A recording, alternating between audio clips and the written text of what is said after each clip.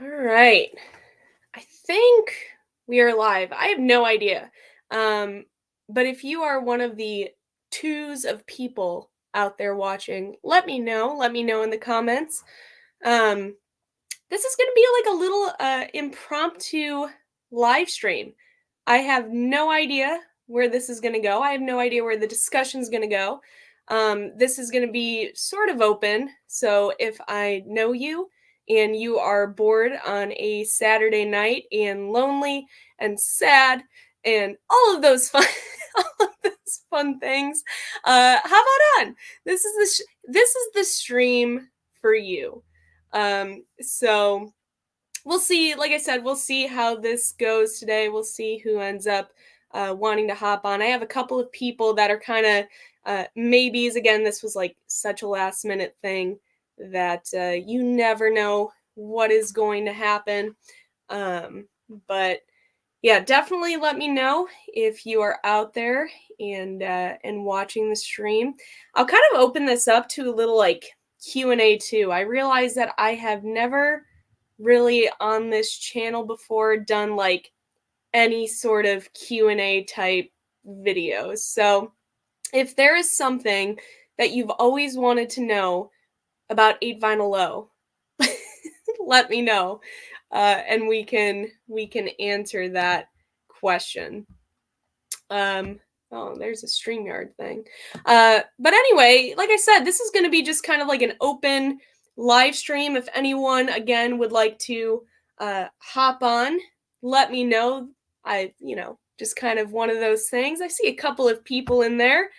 Just popping on to say, hey, Pirate Novelist, playing Dungeons and Dragons, but wanted to come support for a second. Dungeons and Dragons is huge. That's one of the games that I would like love to get into, but I have 5,000 things and hobbies and interests right now going for me that like that is one area that I haven't touched yet. But people swear by that stuff. We have a club at my high school that does that. And when I say high school, the high school that I teach, I'm not that young. Listen, I know I'm a youngest member, but I'm not that young, okay? But I mean, that's a huge thing. So thank you for stopping on and saying hi. I appreciate it very much. Richard, it's always great to see you. I hope that everything is doing well on your end. If you want to hop on, if you're bored, let me know and I can shoot you a link. But if you just want to sit in the gallery and sit back and enjoy, feel free to do that as well. Again, I have no idea where I'm going to go with this stream, but I did at least want to hop on and say hi. And again, just kind of talk some music. I've had some cool, like, music related things happen recently. Richard, I know that you know a couple of those things, especially if you follow me on Instagram. I've posted some really cool things as well. So I do want to touch on those. And stream just sounded fun. Just felt like doing a stream. I could have sat down and did a video, but I felt like doing a stream. So hey, Jim. Jim, it's so great to hear from you. What am I listening to this weekend? So, on repeat this week, and I've been listening now, Jim. This might catch you off guard. So, if you don't know Legendary Jim, this is Legendary Jim. He has been an amazing support for this channel and me over the last handful of years. He is amazing, and he knows my music taste. I feel like better than anybody. So, Jim, this might surprise you. But I've been listening to a lot of Galaxy 500 stuff. I've been listening to Dream Pop. I don't know what's going on, but I'm listening to Dream Pop. So I will talk more about this Galaxy 500, Dean Wareham, Luna here in a little bit. But this has been kind of on my turntable over the last handful of days. So I'll get into this here in a little bit, but we have some comments going, so I do want to hit on that. OMG, it's TYT. Hello, thank you for the nice words and the comment. I appreciate it. We also have music in the house. Nothing better than music in the house. Hello to you. Don't forget to like, y'all. Oh, that is very kind. Thank you, Marican. Oh, I try to get Marican on here. I try to recruit Marican. Unfortunately, she is not feeling the best, so all the best wishes to Marican right now, but it is great to see you in the comments, and I love that thumbnail. I'm going to plug it. You guys knew this was going to happen. Youngest members of the VC, take New Jersey, 5-episode mini series. Go check out the Record Spinners channel. It was an amazing time. Hopefully we can get a stream with Marikan on here. I know I did one with Dylan not too long ago. But yeah, it'd be great to get Marikan on here to talk a little bit about that experience. Plus, I want to kind of pick Marikan's brain on Queen. I've also been on a huge Queen kick recently, which kind of comes and goes in waves. Queen was one of those bands for me, and I don't want to get too into it because I do want to save it for maybe a future discussion with Marikan, but Queen's like one of those bands for me that I specifically remember watching that live at Wembley performance. Like I don't know if anyone remembers Borders, not Barnes and Noble, Borders. I remember going to a Borders when I was like 9 or 10 years old, and I like slowly was starting to dabble into like some classic rock stuff and Queen was obviously one of them. And so I went to Borders and picked up the Live at Wembley DVD, and I was hooked ever since. It's always kind of come and go in waves. I know Marikan's the queen of Queen, but yeah, so I will save some of that story a little bit later. Let's see here. Maybe I shall riddle you with questions. Yes, Richard, feel free to do that. I would appreciate hearing some things. I know, like I said, I've never done a Q&A on here, and streaming is definitely not my not my strong suit. And I'm riding solo, so we'll see how this goes. So I will take any and all questions. Brian, how's it going? It's going to see Billy Joel and Sting tomorrow in St. Louis. Yeah, they were supposed to play on Friday, right? I think they were supposed to play on Friday or Saturday, and it ended up getting canceled because of the weather, which, I mean, there's just been crazy amount of severe weather right now. So thoughts go out to those that are getting impacted by that right now in the Southwest, or Southeast, I should say. Anyway, how's it going? But yeah, I would love to go see. I saw Billy Joel once. I saw him at Wrigley Field, and it was one of those things. I think this was back in 2014 or 2015 when he started touring again, because it was kind of up in the air. Was he ever going to play a show again, right? And then he ended up coming back and doing this tour and then doing the Madison Square Garden residency. And so I always told myself that if Billy Joel were to tour again, I would go. And so I think it was 2014. He ended up coming back, and I went to go see him at Wrigley Field, which was an amazing show. I would love to see him again before he stops forever, but we'll see what happens. I'm just thankful that I was able to see him once. That was an amazing show. I think, if I remember correctly, Gavin DeGraw opened for him, so that was a unique little opening act. So Sting would be cool as well. If you know the band Dada and you know Joey Callio, I know he's been on some streams and part of the kind of YouTube vinyl community in a way. He has a really fun Sting story about when Dada opened for Sting back in the 90s. So if you ever see him on a stream, definitely ask about that. That is a great story. Nothing wrong with Galaxy 500. I totally agree, Richard. It's just a genre that is so new to me. So I do not feel like I can really speak on it all that much, but I just know that I've been digging what I've listened to so far of Galaxy 500. I would love to get some Luna stuff in the collection, but that's been a little more difficult to find and pick up compared to the Galaxy 500 stuff. So whatever rocks your thanks, Jim. But hey, Jim, don't worry. I recently went to Cincinnati. I actually went to go see Jeff Lynne and Jeff Lynne's ELO, but I picked up some great power pop. So I will show that in a future video for sure. Going down, Richard asks, how often are you mistaken for a student at your school? Honestly, so when I first started, maybe my first couple years, there were times where I was mistaken by like some support staff and things like that I didn't see that often. Sometimes parents, I would say a handful of years ago, that was a little different, right? Sometimes they're like, oh, like you're the actual teacher. Now it's a little different. It's a smaller school, so I think I'm a little more established there. People kind of know me, but I think especially with like new teachers or teachers that come into the school or even new students, I'm definitely kind of on the younger end there, but man, I'm feeling it. This is my 5th year, which it feels like my first year and 20th year simultaneously. And my 5th year and my 10th year. It's all kind of encompassing. If you have a background in education, which I know Richard does, but if anyone else out there has a background in education, you know how that feels. I mean, it always feels like a year 1 or a year 20 or year 30 all combined. So, I don't even know what I am anymore. Marican, love that you're loving Queen. We absolutely will do a future discussion. Yeah. Like I said, it kind of comes and goes in waves. I know that, I don't know about you. I mean, I personally, all the Bohemian Rhapsody hype a couple of years ago, that was great. I thought it was awesome to help get especially like the younger generation into that music.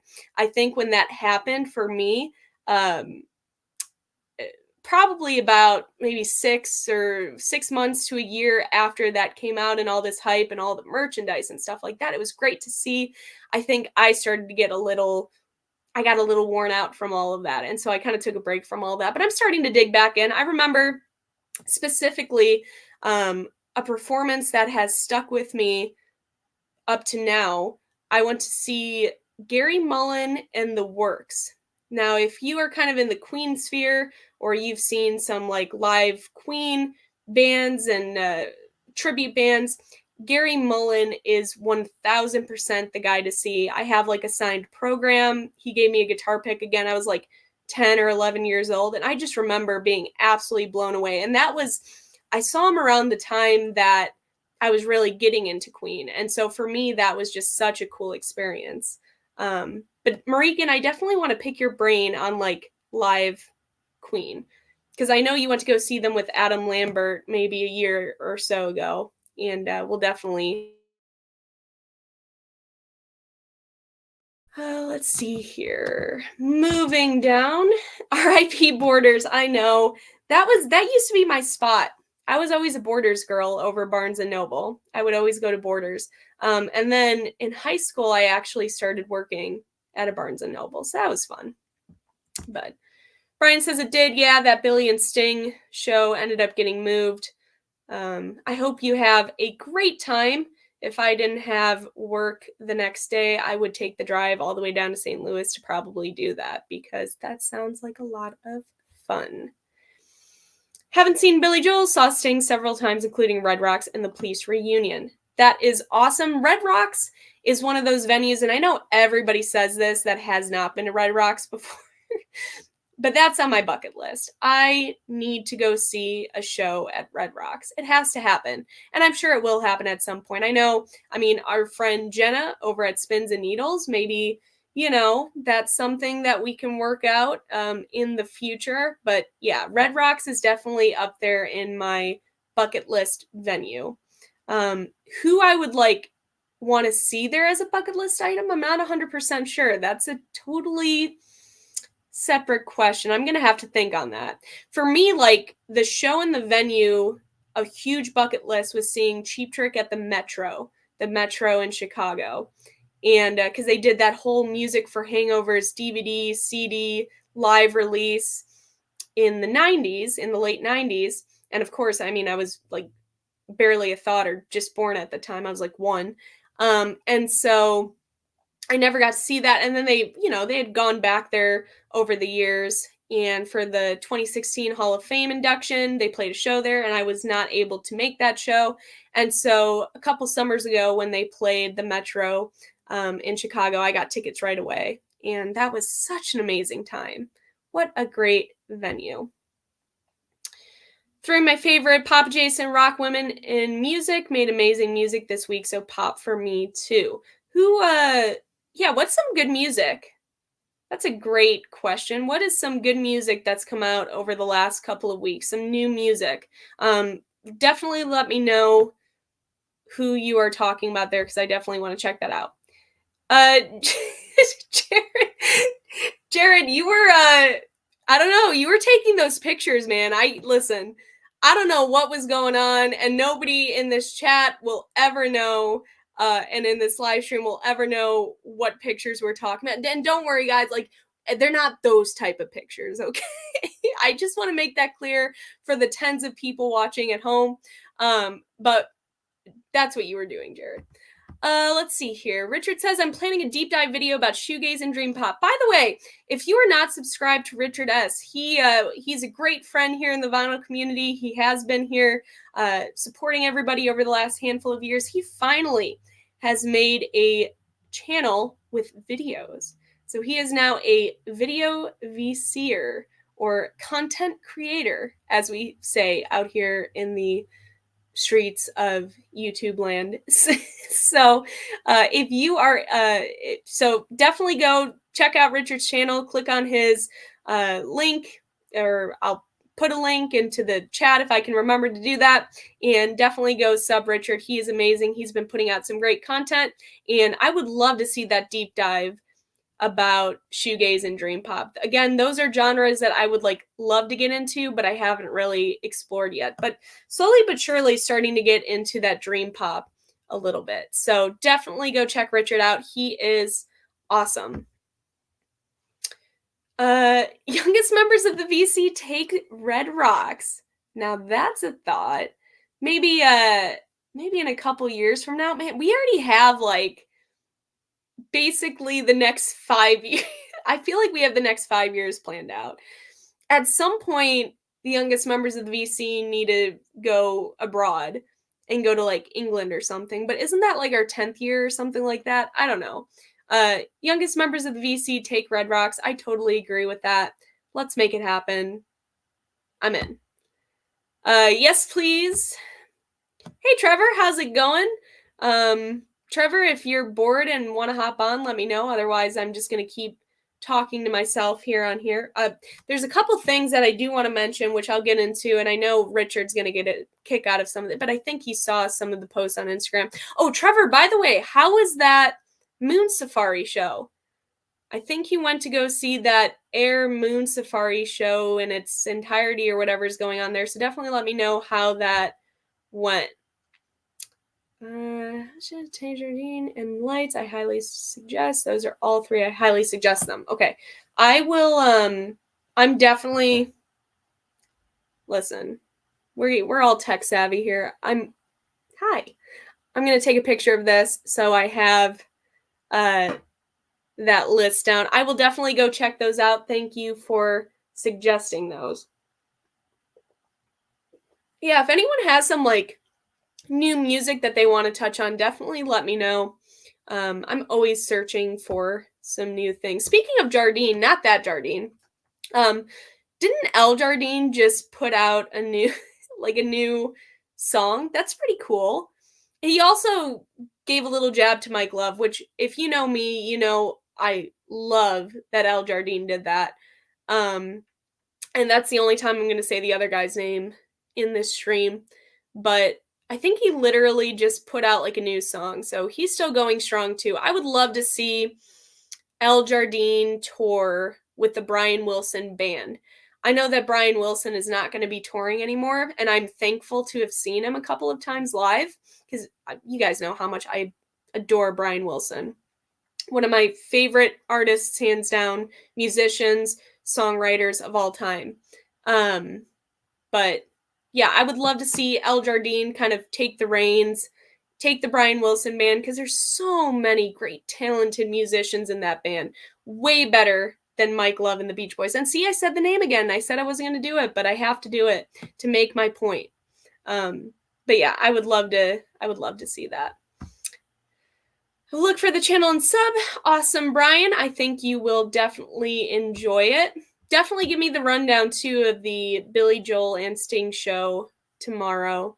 Just send me an Instagram message about it. I would love to kind of hear about your experience. We're just to take the red rock. Okay, so Jared, you can't just say that without a plan. If we are actually going to take the red rocks, take them with us, we're going to need a plan to do that. And we already know that Dylan's going to be video, he's going to be filming. So his hands are off limits because he's going to be, you know how he gets. So if he's off limits, then it really just comes down to me, Marika, you, and Jenna.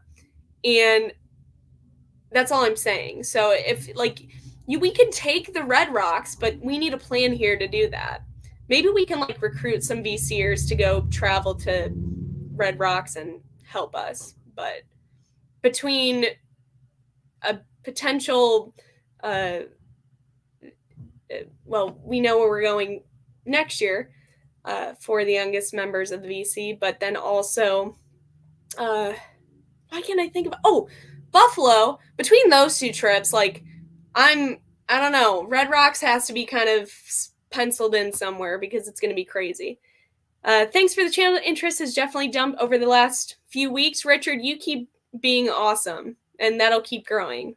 So keep being you, and that'll keep going.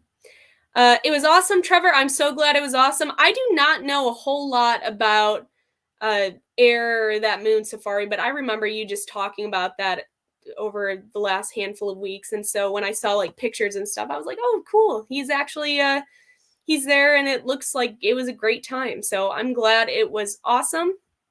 Trevor, your live posts from Air on Facebook were really cool. The staging looked amazing. Yeah, it looked absolutely amazing. I totally agree with that. So I hope that it was awesome, which you said it was. Tater Dean saying for we are in the in crowd. Okay.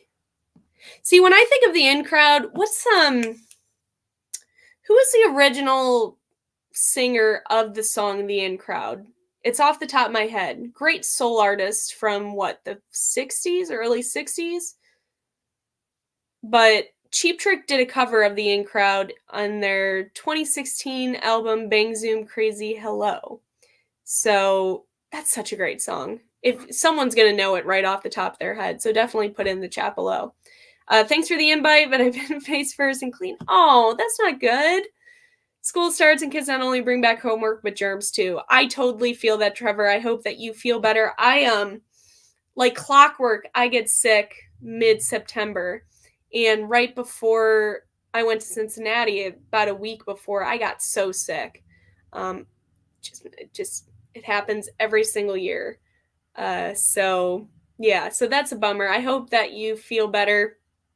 Kids are icky. That's all I have to say. And I teach them. Will do. Thank you, Brian. Let's go down here. You love Mike Love and Kokomo. Yes, there's nothing that I enjoy more than the sweet sound of Kokomo through the speakers. No greater song, no greater guy. I love it all. Thanks, Marika.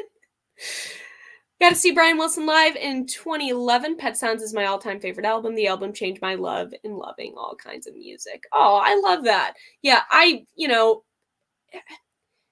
Pet Sounds is one of those albums that, like, people will either say, like, right, it's, like, one of the greatest albums of all time, or they'll say, oh, it's so overrated. I wouldn't say, like, either of those are where I stand. I just love that album, and I'll say it every time. Like, yes, it is one of the greatest albums of all time. I'm not saying that. Is it the greatest album of all time? I don't know. But in terms of the impact that it had on music, in terms of what Brian Wilson was doing, right? In terms of the genius, as we like to say, of Brian Wilson, I mean, 1000, you can't argue that. And so I will say, for those that say it's overrated, I would disagree with that. But I love Pet Sounds. And again, I love Brian Wilson. I would have loved to see his, what was it, the 50th anniversary Pet Sounds he went on tour. I did not see that, but I did see him a handful of years ago just on a solo tour. And then I saw him open for Chicago. And that was, I think, the last tour that he is going to end up doing. So Jared says, what about the new Mozart single? I don't know, Jared. I just I'm gonna have to listen to that one. I have not listened to that yet, and I'm taking notes right now. Let's see. Here we go. All right, I got it. So I gotta check out Mozart. Apparently, according to Jared. Yes, it was. Nice call. See, I knew someone would know. I'm in with the in crowd. I go where the in crowd goes. Ramsey Lewis, maybe that. I mean, that is a song that's been covered over and over and over again. What a great song! And see, now you all have me singing on a Saturday at 8:30. My God. Oh, someone needs to get on. Someone needs to hop. Hey, if anyone wants to hop on, let me know and I will send you a link. But I have to know who you are. If I don't know who you are, that might, I don't know. Uh,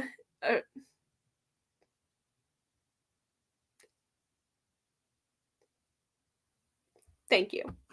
I'd rather hammer nails into my ears than hear Kokomo. Hey, Richard, that makes two of us. So if you have an extra hammer and you have some nails, let me know. Bring it over. We can talk about it all day long.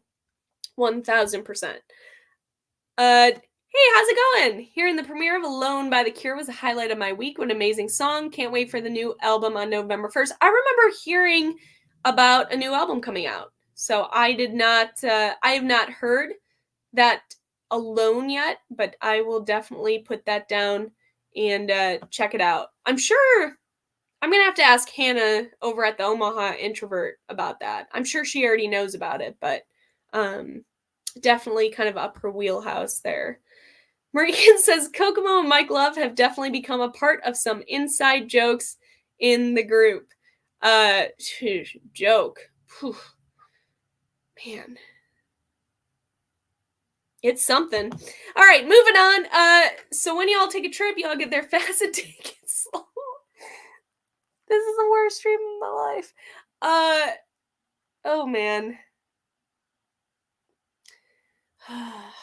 Just give me a second here.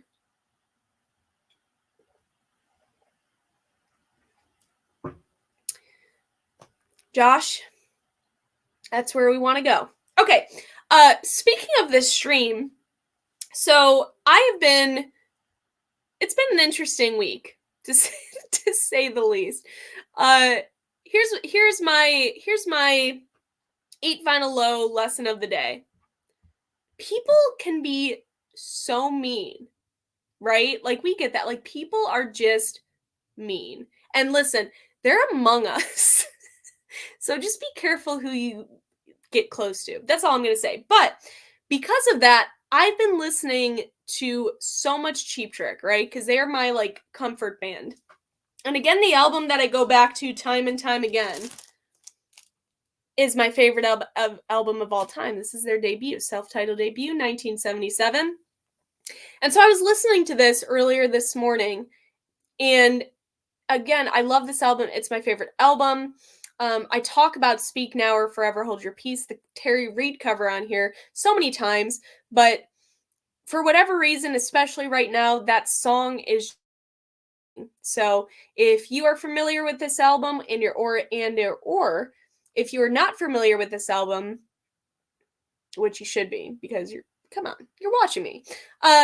Listen to that song. And if you haven't listened to that song in a while or this album, listen to it like this weekend. Listen to it later tonight. Listen to it tomorrow. The Speak Now or Forever Hold Your Peace cover is just so unbelievably good. Now, originally, that song was released by this guy right here. This is Terry Reid. This is his self-titled debut, Terry Reid, I think from 1969. Terry Reid's one of those like vocalists that is unique in the sense that he could have been like the frontman of so many bands and classic rock bands that we love, like Led Zeppelin, like Deep Purple.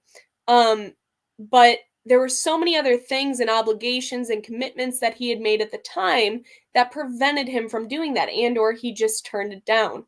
There's a really unique story about a conversation that he had with, I think, Jimmy Page, or maybe Jimmy Page's manager, during kind of the breakup of the Yardbirds, or Jimmy Page leaving the Yardbirds. And he was in the process of creating this new Yardbirds, and eventually that would go on to be Led Zeppelin. And Terry Reid was originally slotted for that vocalist spot. So Terry Reid technically could have been the vocalist of Led Zeppelin. How that history would have went, I don't know, right? I'm not going to say like, because I love Robert Plant. I adore Robert Plant, but it's always interesting to kind of like get those connections and hear who turned down what or who could have been where, and if that, like, the impact that would have then had, like, because then it wouldn't be Led Zeppelin, right, as we know it, but it would have been, but it wouldn't have been. So you get what I'm saying.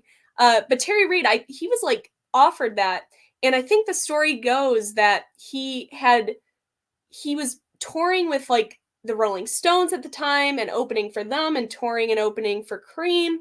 And he basically pointed Jimmy Page into Robert Plant's direction. And now that's how the story goes. I don't know if that's actually like factual or what exactly happened. Maybe it is. I think so. But it's always interesting to see those connections. So anyway, he's the guy that wrote Speak Now or Forever Hold Your Peace, which Cheap Trick covered just wonderfully, beautifully on their self-titled debut. So that's my music rant of the day. I hope that you all enjoyed it. All right, let's see. Hannah loves it. I'm sure she does. What about the new Linkin Park? I have not listened to that yet, Jared. Jared, why don't you come on the live stream? Hop on the live stream and talk about the new Linkin Park. I've not listened to it. Wasn't there like a whole controversy about like touring Linkin Park? I don't know. Linkin Park's one of those bands that it's not that I don't like them. I've just never like dug into their material or like gotten into them. But I did see some like controversy. Listen, there's been a lot of controversy between Linkin Park, between Jane's Addiction, between Dave Grohl. There's been so much happening in the music world recently. So I just sit back and listen to Cheap Trick. You haven't heard the new Cure? Step away from Cheap Trick for 7 minutes. Richard, I'm sorry. I'm a busy woman, okay? Actually, not really. I mean, I am. Listen, I'm a teacher. I'm a high school teacher, so that should be my excuse. Josh, you did the Lord's work. See, now they're just having fun. Marikan and Josh are just going at it, which I don't think they do it anymore, but Marikan and Josh, they had a great vinyl community podcast a couple of years ago that I always enjoyed listening to, so shout out to them for being awesome. Mean people suck. Yes, they do. I just be kind to people. Listen, someone play like sad music in the background, like a small violin. Okay, ready? Play your violin right now. Okay, now, you just have to be kind to people. Just be nice. Treat people how you want to be treated. No, I totally agree, Richard. Mean people suck. It's been not the best week on my end. And again, there are some people among us that are very not nice. But we move on.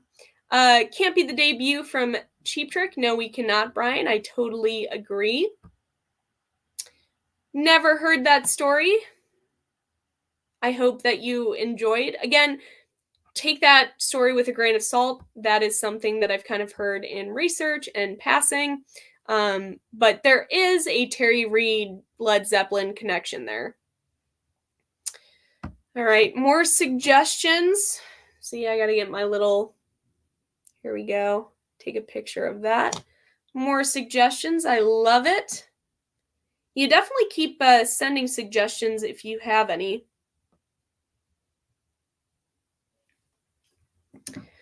I will definitely check that out. Okay. Keep adding questions. If you have any questions, see, this is like an 8 Vinyl Low Q&A time. I've never done this. I don't think I will ever do something like this again, maybe. But I do want to take some time to talk about some cool, like, music-related things that I have done over the last week or so. So a couple weeks ago, I went to go see Jeff Lynne's ELO. I went to go see him in Cincinnati, and that was an incredible show. The production was amazing, and I know that the production for his shows for the last handful of years that he's been touring, I think back at in 2019, everyone was talking about how great it was, and it definitely, my expectations were met seeing him in Cincinnati this year. This was the first time seeing him. Obviously, this is going to be the last time seeing him for me as well. And it was just an amazing show. So I love those. That's always such a feel-good moment when you go in with like those high expectations and you go in knowing, okay, this is going to be the only time that I'm going to see them. And I'm going to see this band or particular artist. And how is that going to go?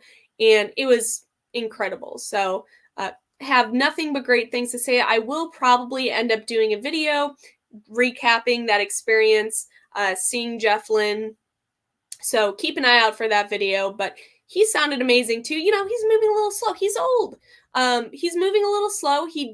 And by moving, he is not really moving much during the show. But again, I understand it. But I will say though, his voice still sounds so crisp and amazing. And he at least had some like facial expression. He was not Frankie Valli. Let's put it that way. He did not pull a 2024 Frankie Valli. He moved. But yeah, so again, that Jeff Lynne show was incredible to see Jeff Lynne's ELO. So I will do a video at some point doing that. So that was amazing. And then about a week ago, now this is for my Dean Wareham Galaxy 500 Luna / Bob Mould Richard fans out there. A week ago, I had a unique opportunity to sit in on I wasn't on the panel, but I was able to watch and sit in the audience of a panel discussion with Bob Mould of Husker Du, Sugar, just Bob Mould, solo Bob Mould, and Dean Wareham of Galaxy 500, Luna, Dean and Britta, and so on. And they were basically talking about the overall panel was about corporate, I'm trying to remember the exact word. It's basically corporate interference in the music world and live music and the influence. And it was just a really fascinating discussion. They talked for probably about an hour 15. And you really there was just a lot of great insight and information and experiences that like Bob shared and Dean shared, and a couple of other really great like journalists that were on the panel. And so that was a really cool experience. But afterward, now I had messaged Dean on Instagram because I was really nervous. I was like, I don't want to be that person bringing in a bunch of records to get signed and, you know, that awkward like exchange. Like, what if he doesn't sign that? Like, I didn't know a lot about his personality per se, like going into that. And so sometimes I get nervous because I'm like, well, I mean, obviously the worst thing they could say is like, no, right? And then it is what it is. But I always get nervous about those things. And so I asked, like, could I bring some stuff to get signed? And he said yes. So I brought the first 2 Galaxy 500 records to get signed by him. And I'll take this off. Now, everybody talks about, here, I'll get this out too. Everybody talks about this album, right? If you are like into the dream pop stuff, you love On Fire. I totally agree. This album is incredible. Blue Thunder opening this up, amazing. Snowstorm's another great song. Decomposing Trees, Another Day, Isn't It a Pity? What a fantastic album. This is like, I think, in the top 10 dream pop albums of all time, right? So it doesn't get better than this. Now, and again, it's not that I don't like this one. I love this album. I actually, after listening to both albums kind of on repeat for the last 3 weeks, I gravitate towards this one, their debut album, the most. This is Galaxy 500 Today. Now, I don't have their third. They released 3 studio albums, but I gravitate towards this one the most. There's a handful of great songs on here. The big song off of here, in my opinion, too, that is fantastic is Don't Let Our Youth Go to Waste. That is the last song off side 1. The last song off side 2, the song that kind of ends everything, is Tugboat, which I think is fantastic. I mean, both of these albums, you cannot go wrong in the music world and in the dream pop sphere. But yeah, so this is 1988, by the way, and this one is 1989. But, so I had the opportunity right after the panel.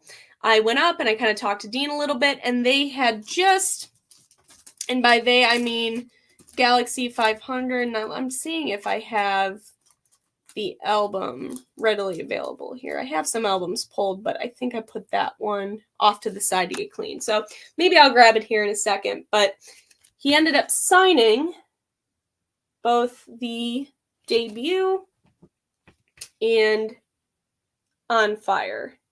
So that was really cool. I actually, I'll probably do a separate video about that too. I have some pictures that I took with him. He was a really nice guy. We probably were able to chat for about, 5 minutes. I didn't want to take up a lot of his time. Some other people actually ended up bringing some records to get signed too. So, and I also, so again, I love Galaxy 500. If I would have, I don't have any of his Luna stuff, and I almost prefer his Luna material. I love Velvet Underground, and so there's a lot of Velvet Underground kind of tie-ins and connections there. But so I would have loved to get like Penthouse by Luna signed, but I don't have that album. It's out of print. I think it came out for Record Store Day. There was a reissue, but like that's gone. Like there's no way to find that under $100. So that would have been really cool to get signed as well. But I am very thankful for these two Galaxy 500 records. And again, just like how nice he was. You never know going in how that's going to be, but he was amazing.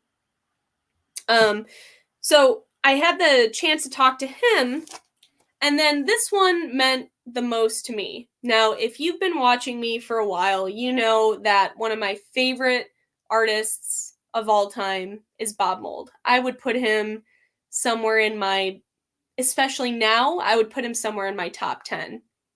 And an album that means so much to me is Copper Blue by his band Sugar.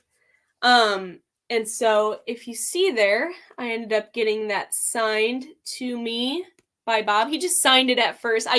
You never know what to say, and this is the second time I've met Bob, so this isn't the first time. For whatever reason, I felt more nervous this second time, and I think it's because over the last handful of years now, since the first time, I've grown to appreciate him and his music even more, and so I felt kind of that, not necessarily anxiety, but just like pressure in a way. I don't know. I just never know what to say sometimes. Sometimes it just comes out naturally. Like talking to Dean, it was so natural. I think with Bob, because he means so much to me, it's like I kind of felt frozen. So I just mentioned how much this album, he's such a nice guy. If you've ever met Bob, he couldn't be a kinder man. He's so kind. He's so nice. He listened. He listened to me say whatever. I don't know what I said. He signed a couple of things, which I'll show. He's just the nicest guy in the world. But he had originally signed this, and then I was like, "Can you make that out to Emma?" No problem. So he did that, and I love this album. I absolutely love this album, especially right now. This is another like comfort album for me. So on those days that people suck and people are mean and you're just having a bad week or whatever it is, this is an album that I come back to. So I've definitely been listening to this a lot lately. So many great songs off here. The Act We Act is one of my favorite songs off here. Good Ideas, Great Changes. Hoover Dam. He played Hoover Dam at the Solo Electric show that I saw him at, which he played later that night after the panel. If I Can't Change Your Mind is the big classic off of here. You have Man on the Moon, and then this has the Beaster EP on here as well. So I got that signed, and I'll again kind of get more into that maybe in a future video. And then now here's the little connection. Here's a little connection for you. So you are watching 8 Vinyl Low, okay? That is a play off of, so Rick Nielsen wrote a song off of Cheap Trick's 1997 self-titled album called 8 Miles Low. I love that album. I love that song. And so when I was trying to think of an album name, I wanted to think of a name that almost nobody would understand what the heck it means. So I probably achieved that goal. Maybe some people can make that connection. But he wrote a song called 8 Miles Low, which is a play off of the Byrds' 8 Miles High. Well, so anyway, I named my channel 8 Vinyl Low after that song 8 Miles Low, named after, play off of 8 Miles High. So Husker Du, they're very well known for their excellent cover of 8 Miles High. And so I had a 45 of it, and it was only fitting 8 Vinyl Low meet Husker Du 8 Miles High, signed by Bob Mould. It's kind of hard to see, but he did sign it. Originally, I was like, should I have him sign it to 8 Vinyl Low? But then I'm like, that's a discussion that I didn't want to get that I didn't want to get into with him. I'm sure he would have gotten a kick out of it, or at least like just taken it and been like, oh, that's so funny. But yeah. So anyway, I got those signed, and then I saw him perform his solo electric show live. It was incredible. He played songs from Husker Du. He played songs from Sugar. He played just solo Bob Mould stuff. He's played songs from his newer album from 2020. He played songs that date all the way back again to Husker Du. He ended the night, his last two songs of the night were Something I Learned Today and Makes No Sense at All. So if you want to leave a show with just your ears absolutely ringing, that is a show for you. So anyway, that is my music rant of the day. I hope that you all enjoyed. Hey, more suggestions. Was it Cassidy Pope? Now listen, I went to high school once. I listened to All Time Low. Wasn't Cassidy Pope like married to one of them from All Time Low? I don't know. I saw I'll talk about him in a future video. Josh, Pirate Novelist, is another great channel to definitely sub to if you have not already. You're a power pop girl, so I'm pretty sure you'd like Blushing, their album Sugarcoat. Take this. Let me see. Got that. All right. What are you drinking? I'm drinking Kid Rock's drink of choice. I'm drinking a Miller Lite. That's just my kind of hang out, chill out drink. So it's pretty boring, but you know, we gotta go cheap sometimes. And that's the last time I'm ever gonna mention that man's name on this channel. All right. And not you, Josh, the other guy. I'd love to find a video of that panel discussion. Haven't seen one yet. I part of me, Richard, is like kicking myself. I'm like, there were no restrictions on filming. I 100% could have filmed that whole discussion and been like totally fine and probably uploaded it. There was somebody filming from the college that the panel was hosted at. So maybe eventually it will be posted somewhere. I will keep an eye out for sure. And if I see something pop up, I will definitely let you know.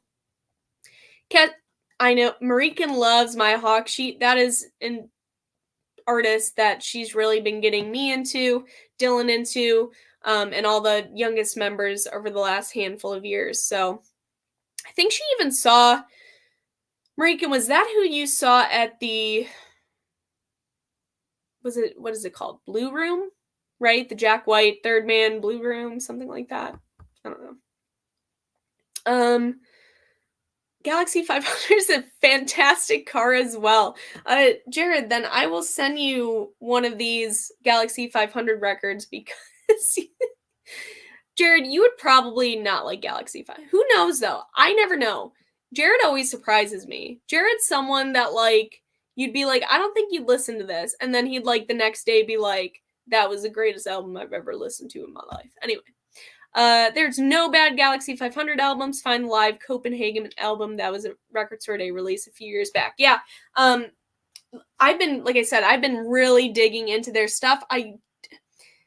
If I wasn't solo right now, I would pause this and go find where I put the new release.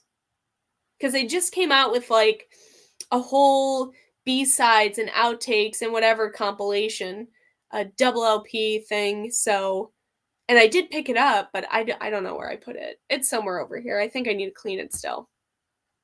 Bob's awesome, easy to have a conversation with. Yeah, he's an amazing guy. Like I said, I met him a couple of years prior prior, but that was also like right after, that was in 2021, and there were still like some COVID restrictions, and so it was kind of, but he was still awesome then, but we had like pictures with masks on, and but I did get a couple of albums signed, which was really cool, and that kind of like, it's so interesting meeting musicians, and I always get nervous, and I'm sure some of you do too, because it's like, especially musicians that you love, right? If it's just like a band or artist, you go to see their show and then you meet them and then they're kind of rude or whatever, it's like, oh, that kind of sucks, right? But like, if it's a musician or band that you love and they end up being like total assholes, like like there's nothing worse. I've thankfully, off the top of my head, and I probably could keep thinking and come up with something, but off the top of my head, and I've met a lot of artists, there hasn't been anyone where I like walked away and was like, damn, that kind of sucked, right? Like, they were kind of rude. Like Cheap Trick, they're the nicest guys. Everybody, Robin Zander, Bunny Carlos, Rick Nielsen, Dax Nielsen, Tom Peterson, Robin Taylor, they're all such nice guys. If you ever get a chance to talk with them, they're so kind. So that was like, for me, and I think that's what makes me love them more, is because they're so kind. Same thing with Bob. I think because of how genuine he is as a human being, it makes you appreciate and love them even more. So if anyone has some like really great stories about meeting musicians, or really like sad crappy stories, share them in the comments. I would love to hear like some interactions that you guys had with some artists. I know Marican has some stories. I know Marican has a story which we can talk about since Dylan's not here, which also, we're not talking about Paul Stanley, but I'm not doing my, maybe I will. Okay, let's move on. Cast married to the drummer of All Time Low. Yes. Hey Monday, we're in the grant. Yes. Okay. Got that right. Yes, ma'am. She was fantastic. I am guessing you were talking about Maya Hawke. Thank you for Maya Hawke. Looks like a new EP, Clipped Wings, is on the way. Marika would probably know that answer. I do not know that answer, but I'm sure there is something new coming. Didn't know about the G500. Alright, I'm gonna try to find that. I hate leaving a chat without somebody here, but I'm gonna see.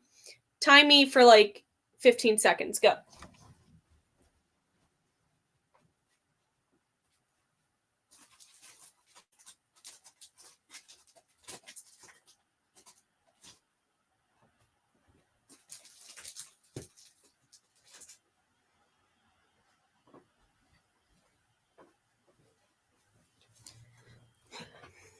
Alright, I lied. It has to be over here with all my Bob stuff. Let me see. Talk amongst yourselves in the chat. Have a little. Oh, I found it. See, I haven't even opened this yet. Okay. It is the. I knew I would find it. It is the Galaxy 500 Uncollected. So, Richard, I don't know if you've seen this. I was going to bring this to get signed too with the 2 other records, and then I was like, that might be like overkill. And now, after going to the panel and talking to Dean, I'm like, I probably could have done that and it would have been fine. But I'm also someone that, like, I don't want to show up with like a stack of records either. Like, I know Bunny Carlos, drummer of Cheap Trick, he does, or he used to, play in something called the Monday Night Band in Rockford at a bar called Mary's Place. And every time I went, there were like guys just bringing stacks of like this many records. It's like, if it's for your collection, 1000%, but there are some times I was like, people are definitely flipping out, which if you're going to flip, that's your prerogative. But I don't want to kind of come off that way. So I didn't bring this, but I probably could have. But it's the Uncollected Noise New York 88 through 90.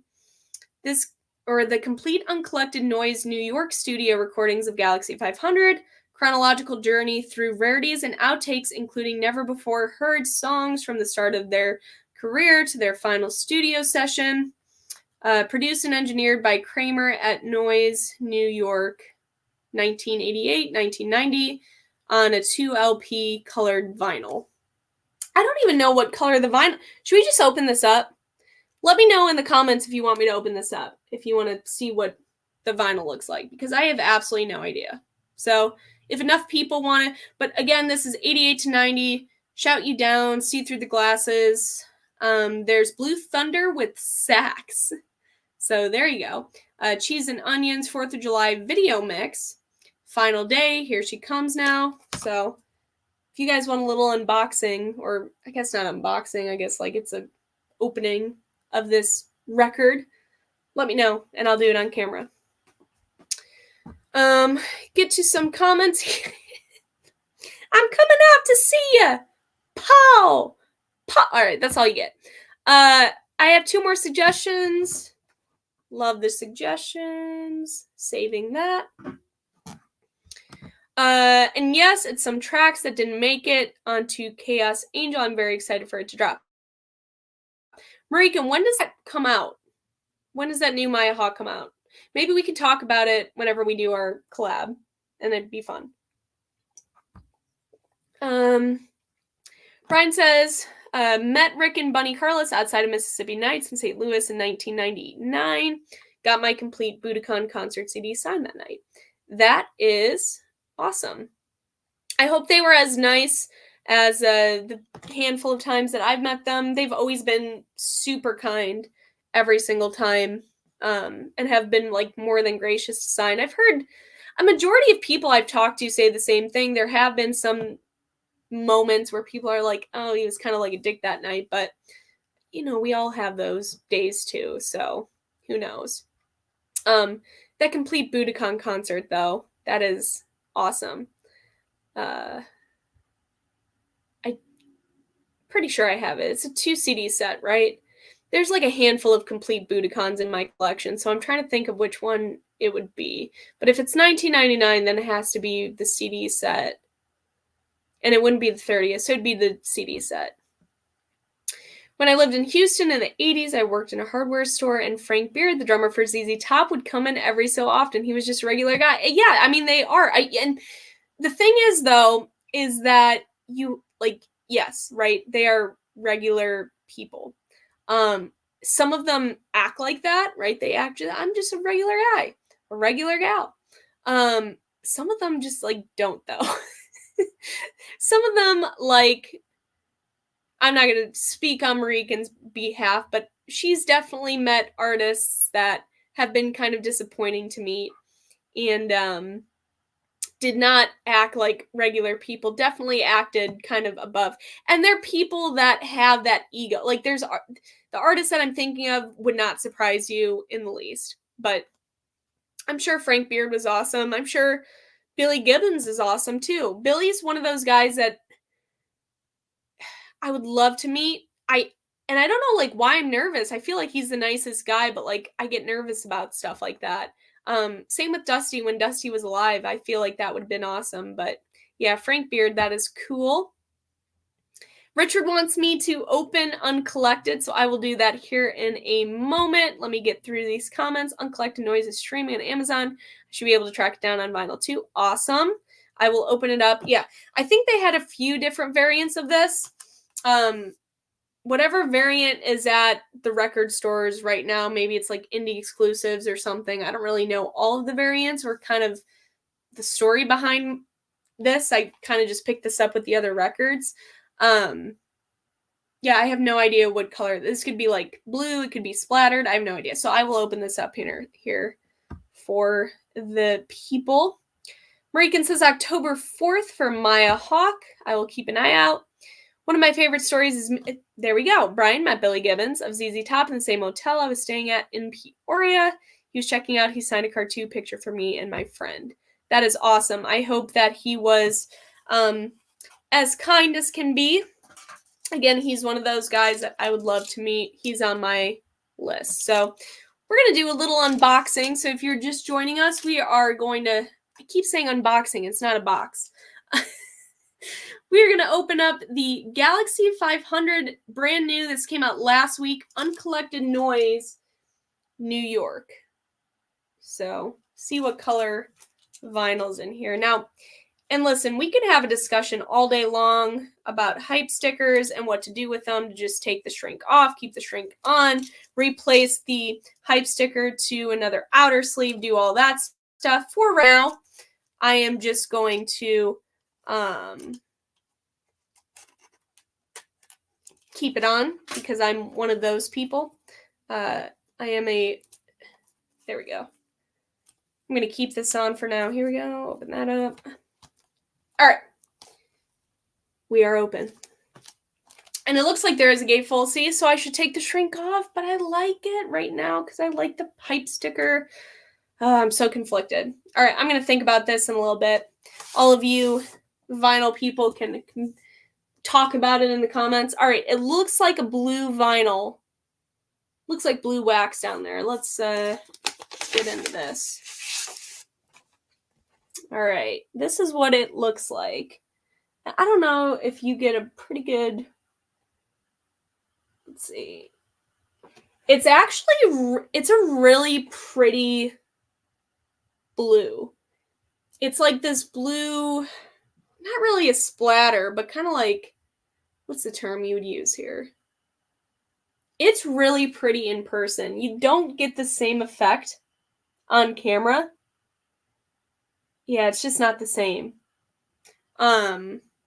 Man, that's really nice though. That's slick looking record. So always got to check there. There we go. Looks good. That is really pretty record. The camera is not doing it justice right now. Yeah, that's it, Richard. It's a marvel. It is translucent. Hey, Mark. Hey, Mark. It's good to see you. Look at Mark stopped in. Mark, it's good to see you. Thank you for stopping by. Yeah, it's translucent and it is marble. So you are correct. It is a marble vinyl, but you can't really see it on camera. Like here, that's really nice. Okay. Anyway, thank you. I would have been sitting here calling it like 5 different names. I would not have came up with marble right now. Right now. That is really nice. All right, maybe we'll check out the gatefold here once I get over it in a second. Brian says he's going to send a picture of the autograph on Instagram later. Awesome. I got to give a shout out to Craft Recordings for their latest reissue of Alice in Chains, Black Gives Way to Blue, for putting in a poly-lined inner sleeve. Yeah, that's the best feeling. That is the best feeling when you get the poly-lined inner sleeve. That's when you know people are taking it seriously. I feel like, and Craft does sometimes Craft does a nice job with their packaging. They obviously do a nice job with their releases. I think there are a couple of Craft releases. I want to say maybe even like the Big Star ones I got came in paper. But don't quote me on that. I think so. Yeah, there's nothing better when you get the nice poly. That's the least they could do. If they're going to charge us $30 for like single LPs or $60 for double LPs, just put in a poly leaf liner. But I mean, I switch it out and do my invest in vinyls or MoFi polys anyway. So I guess it really doesn't matter. What was I going to say to that? I feel like record store. Does anyone else notice this? Like the record store days now, everything is so like, the packaging's just bad. That is like my number one complaint for record store day, especially the last handful of years. Now, I'm one of those that I'm all in for record store day, so I'm not going to hate on it. I actually really love record store day. Now, there have been years where I either haven't gone, and I pick maybe 1 or 2 releases up online a little bit later. But I feel like the packaging, everything's gotten like lazier in a way. There's not like any inserts anymore. It's just paper sleeve. I don't know. Maybe that's just me. Maybe it's whatever I'm getting. All of the Blackstone Cherry is very nice. Sign all my... Skinner's one of those bands that...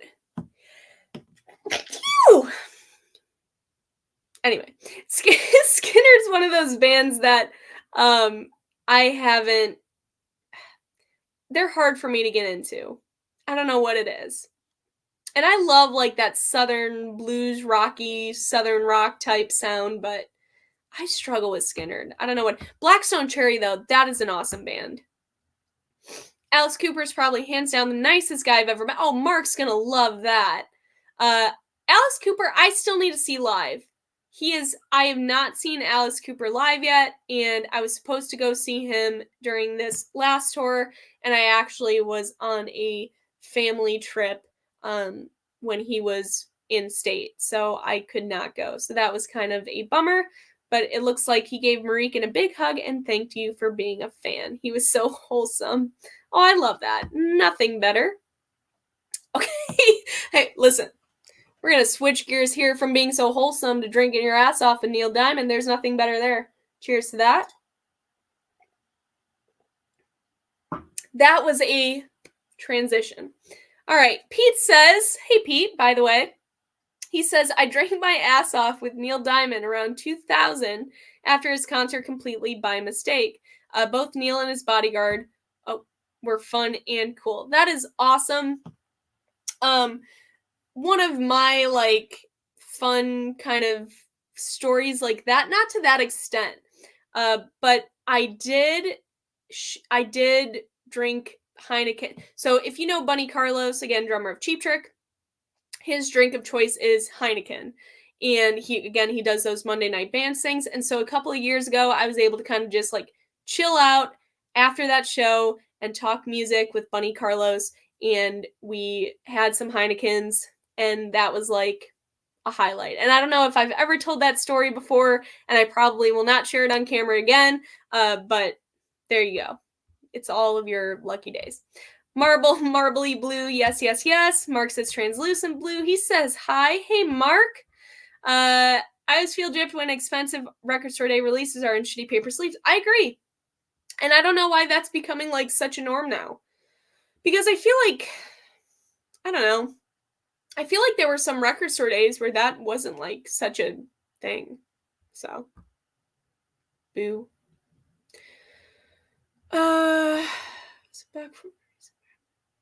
Yeah, the packaging's just been, I don't know.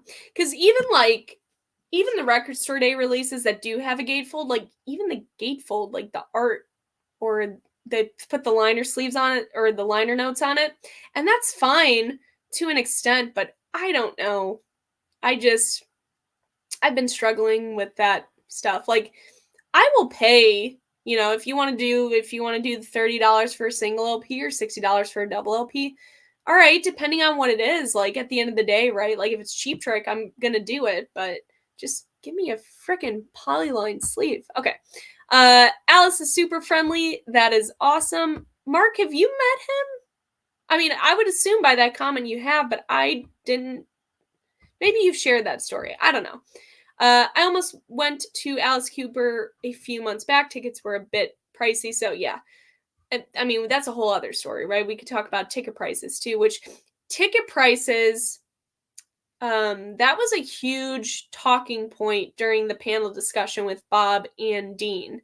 They talked a lot about ticket prices and venues, and of course talked about what was happening with Ticketmaster. Anyway, so yeah, crazy. Pete says thumbs up. I'm sure that experience with Neil Diamond was cool though. I mean, did he share any cool stories? And I know maybe you don't want to share, but like, did he say anything? I mean, I'm sure he was awesome. I think the lead times and packaging is longer maybe than the records now. Yeah, jeez, it's crazy. Alice is my father. Well, I mean, I am wearing a Star Wars shirt, so that fits the theme. But Mark, listen, I learned something new every day, and that is something new that I've learned. So, give my love and regards to Dad Alice. Well, it was a gatefold with printed inner sleeves and high quality posters too. Some of it I can't show camera, so follow you in it. Yeah. If you have something that you want to show me, definitely feel free to do that. Street Survivors and Second Helping are great Leonard Skinner albums. You definitely check it out. I mean, I feel like I've heard those albums before. The problem is, Jared, is that I just can't get into it. And again, I don't know why. Yes, sure. I mean, like, I just want to go double check. Of course, like I've listened to those albums before. I don't know. Very rarely do I like, I don't know. I take to music a lot and I will listen to like almost every genre, and very rarely do I sit here and I'm like, oh, like that was a terrible album, or I just can't get into that. But Leonard Skinner, for whatever reason, maybe I'm just saying that it's been a couple of years since I've like sat down and listened to some of their material. So maybe I need to do that. So, Jared, after we steal Red Rocks, or while we're listen. All right, now I got to figure it out. So we blast Leonard Skinner, and we can blast Street Survivor Second Helping. And I don't know where we're going to blast. I guess the speakers at Red Rocks, but while we're taking Red Rocks, we can listen to one of those albums to kind of like help motivate us and push us to keep doing what we're doing. We're going to be like, what's his face from National Treasure? You know who I'm talking about. Why can't I think of his name? Nicolas Cage. Okay. Josh says that he agreed. Josh, are you going to help us steal Red Rocks? This is a big question. Anyone who wants to help us steal Red Rocks, let me know. I have both covers of Street Survivors on vinyl. I love them. 38 Special and Van Zandt. So I actually have, funny enough, again, can't really get into Leonard Skinner, but I love 38 Special. I think that is also, though, because I grew up with a very strong connection with 38 Special because of the Jim Peterick connection. So Jim Peterick, he was founding member of the band The Ides of March, great 60s garage rock band out of Chicago. He eventually went on and wrote songs. He's written so many songs. If you haven't heard the name Jim Peterick before, you have 100% heard one of his songs. Now, that song could be Eye of the Tiger, Survivor. Everybody's heard that song. That song could be High on You, 38 Special. You could get into Caught Up in You. That's a Jim Peterick song. So I have a huge connection to 38 Special, and I also have a great story about 38 Special. I saw 38 Special, and I saw Winger on the same bill. Winger opened for 38 Special, and I have such a unique story from that show. So I don't know if I'm going to share that story on this stream, but I've definitely shared it before, and I've told people about it. And once you hear it, you will never unhear it. So maybe one day, Josh. Okay. Richard says, I'm the weirdo that has like 5 Molly Hatchet albums and no Leonard Skinner album. See, but that you're not a weirdo. I like agree with you on that. I would listen to Molly Hatchet over Leonard Skinner 1000%. And again, it's not like I'm like, ooh, boo, Leonard Skinner. I just like, I don't know what it is. I've seen 38 Special 5 times, multiple times with Mr. Van Zandt and Ben. That would have been cool to see Van Zandt.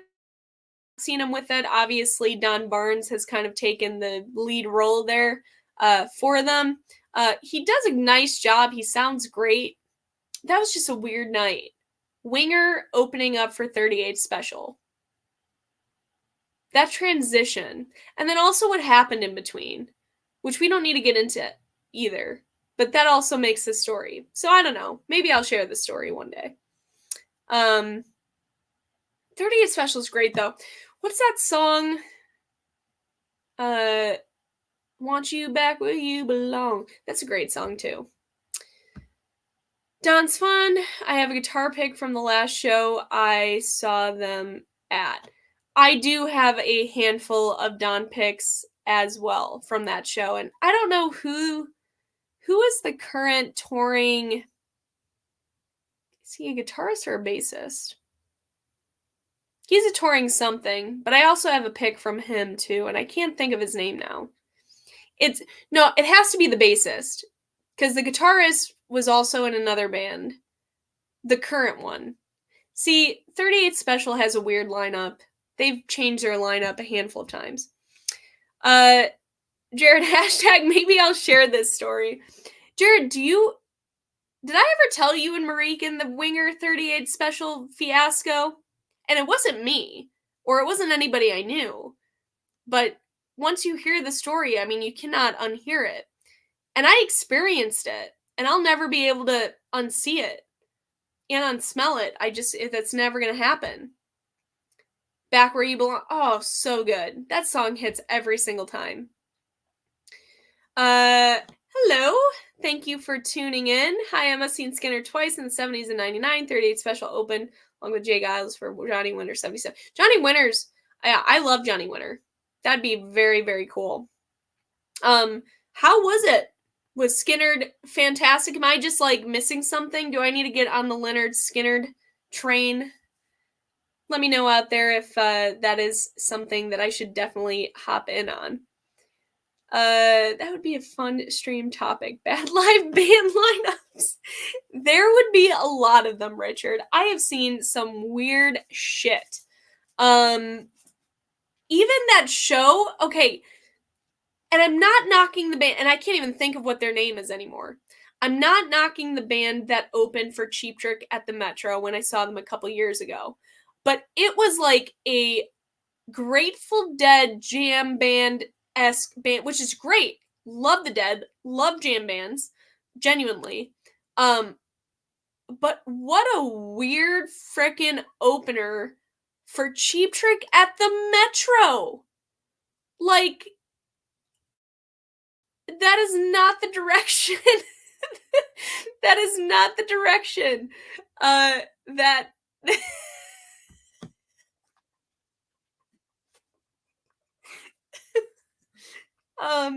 so yeah, I mean, Marican, listen. Oh. And it's like, it's worse, like, that is something, I'm serious, like, you know those moments where, like, thinking about something can take you back to, like, a sound, or, like, for example, like a smell, like, it just brings you back to it. And so, Marican, thank you for that. I appreciate you more than you know.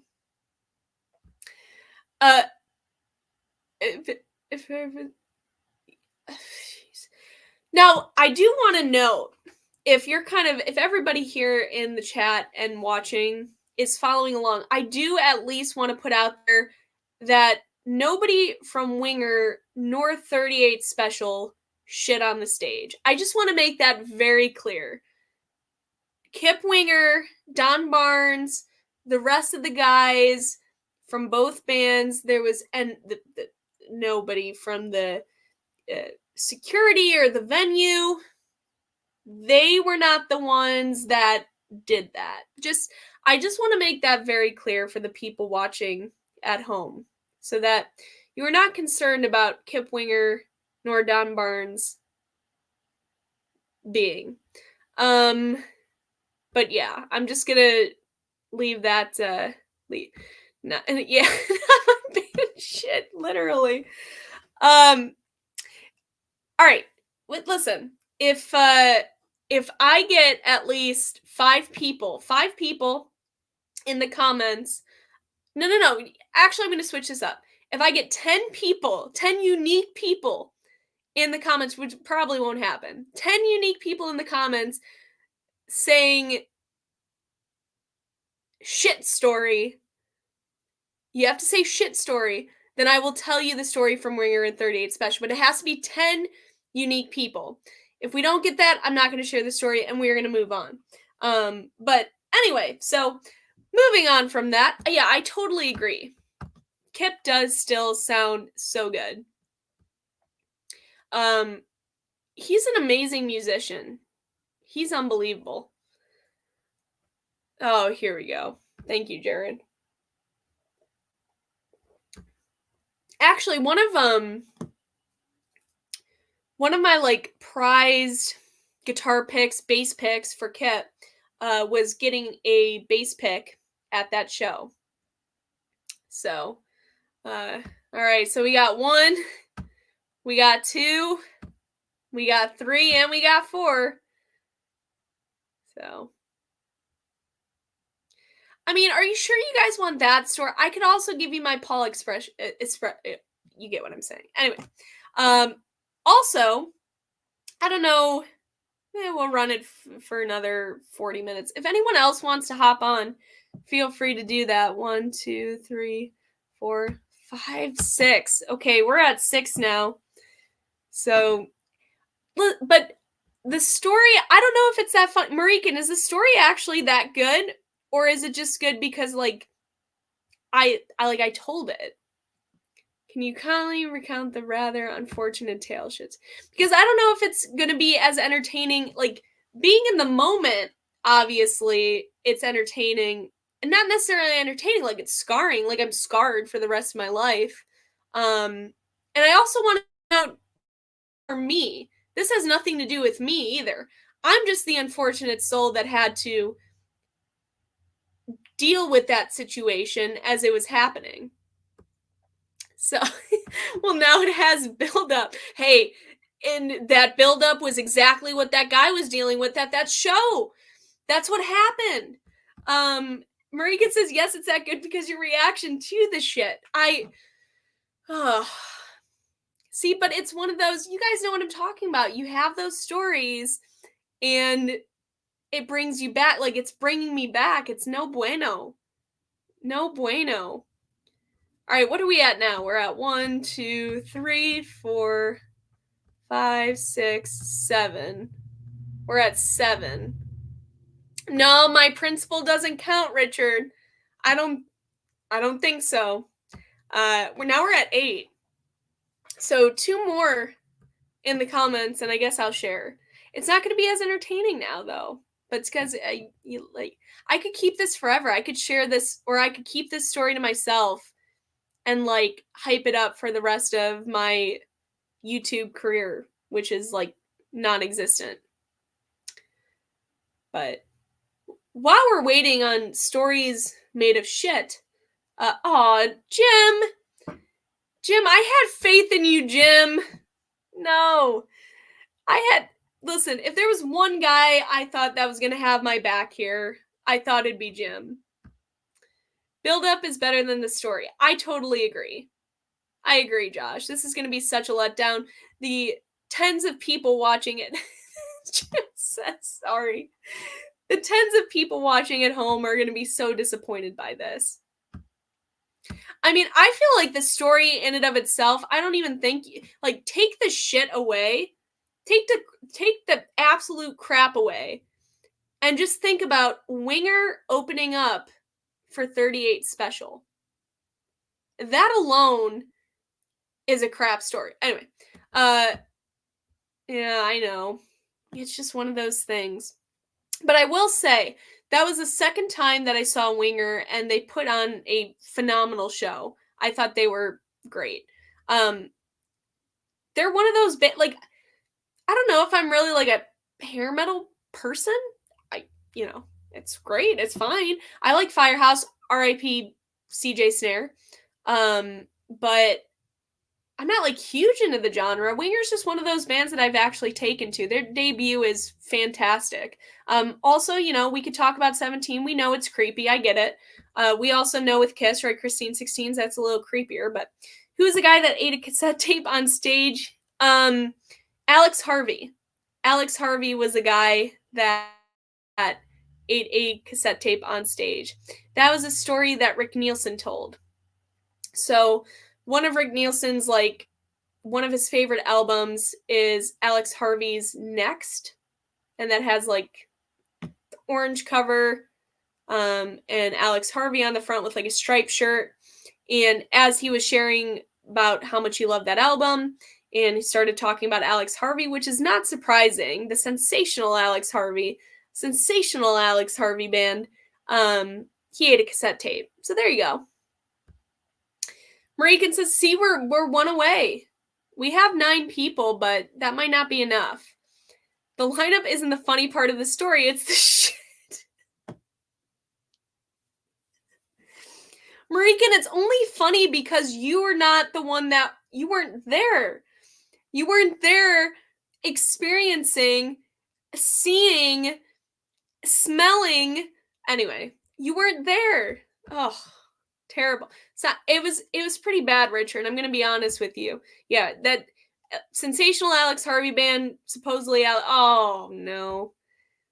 Is this better than the Ozzy bites a bat story? That's the thing with Ozzy biting a bat, that's a classic story. Alex Harvey eating a cassette tape are for the people.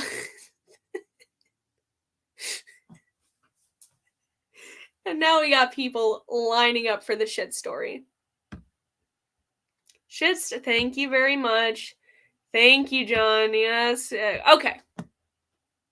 So, I'm going to need everybody to sit back and relax for this one. Get ready to be disappointed by this story, but I will tell it the best I can, to the best of my ability. My experience with the shit story, actual shit, literally, at Winger and 38 Special. So, I went to go see, about 2 years ago now, the band Winger open up for the band 38 Special, which that lineup to begin with is very bizarre. And knowing, if you know me, I like my front row barricade situation. So I got to the venue early, and it was a general admission show, so there was kind of like a line starting. So I got to the venue early, and I'm lined up, and this is probably about 3 hours maybe before the show started with Winger. And they open up the gates and everybody goes in, and I get my spot kind of right up front, and I'm on the barricade, and that's great. And so people start filing in. It is a summer day. It is August in Illinois. It is hot. It is steamy.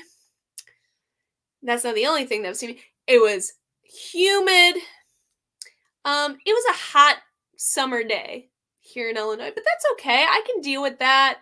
I'm ready to see this band. All right, I'm ready to see this band. Both bands. But I'm a huge Kip Winger girl.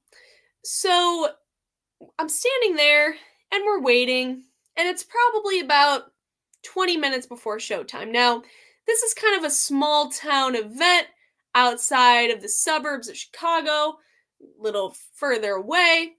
And it was a kind of a small town community event, so it was a little outdoor thing. And so they were selling, I think there was a booth that was selling like strawberry like slushies with like Tito's, right? So like a mix of like strawberry vodka type slushies. So I didn't get one of those. I'm a very boring beer girl. Okay, so like I enjoy sweet, but I kind of that direction. But a lot of people, because that was like their big special of the night, were getting into those strawberry slushies with vodka and Tito's. And so, long story short, I'm standing there, and all of a sudden, and gates have been open for a couple hours now, so people have definitely been drinking. There was a guy that basically stumbled over from being intoxicated and fell on the ground. Oh, that's very sad, right? He was probably like 30 or 40. Oh, that's not good. So I kind of look over. He's on the ground. Okay. But because it's general admission, so everybody was kind of packed in. He falls on the ground. Okay. But then all of a sudden, there was this like odor from after him falling on the ground. And there was this visual thing that I kind of notice off in the corner of my eye, and I'm trying not to look because you don't want to embarrass people when they do that. And so, but there's this stench and this visual, and he's kind of on the ground, and but then people are also kind of stepping back, like, oh, and so like I'm trying to, I'm just sipping my drink, watching the stage people set up the stage for Winger. They're about to come on, and I'm just like, I turned to. Now, this guy, he looked, and I mean this genuinely, he looked like Mr. Clean. This guy standing next to me, not the guy that fell. Mr. Clean was standing right next to me on the barricade. And I never talked to this man in my life. I look over to him, and I say, I think he threw up. I think that guy just puked. And Mr. Clean turns to me, as serious as can be, and it's the expression that really sticks out to me. He goes, he smiles, but it wasn't like a true, genuine smile. It was like an oh shit, literally smile. He turns to me and he smiles and he says, no, that's shit. And so I turn back over and I look over Mr. Clean's shoulder, and there was in fact shit on the ground. And so it was not puke, it was shit. And so but the worst part is, and I don't want to get too graphic with it because I'm gonna lose people here. The worst part is that, and I don't know what he was drinking beforehand, but he had dropped the slushy, the strawberry slushy, with him as he fell. And so it was a unique situation, to say the least. And so the grounds people don't know what to do. So, like, what do you do in that situation? Somebody shit on the pavement. What do you do with somebody shitting on the pavement? And so, thank you, Sam. And so, let me finish this shit story. So, what do you do? So, the grounds people show up. Look, now I have 29. They love the shit story. So, the grounds people show up and spread water. Just start buckets of water. And you have to, and people are holding down their spot. Now, I was at least far over. I was next to Mr. Clean. He was here. I was over here. This is all happening over here. So it was still far over. And they put the water in, and people are so dedicated to their spot for Winger and 38 Special that they're not moving. And so there's this stream of shit water streaming, I can't make this shit up, literally, going down the pavement. And I don't know, it went under the stage or something, because it's going this way and the stage was here and I was in the barricade, and it's going this way, and so it's just flowing. And then eventually, I guess it cleaned out.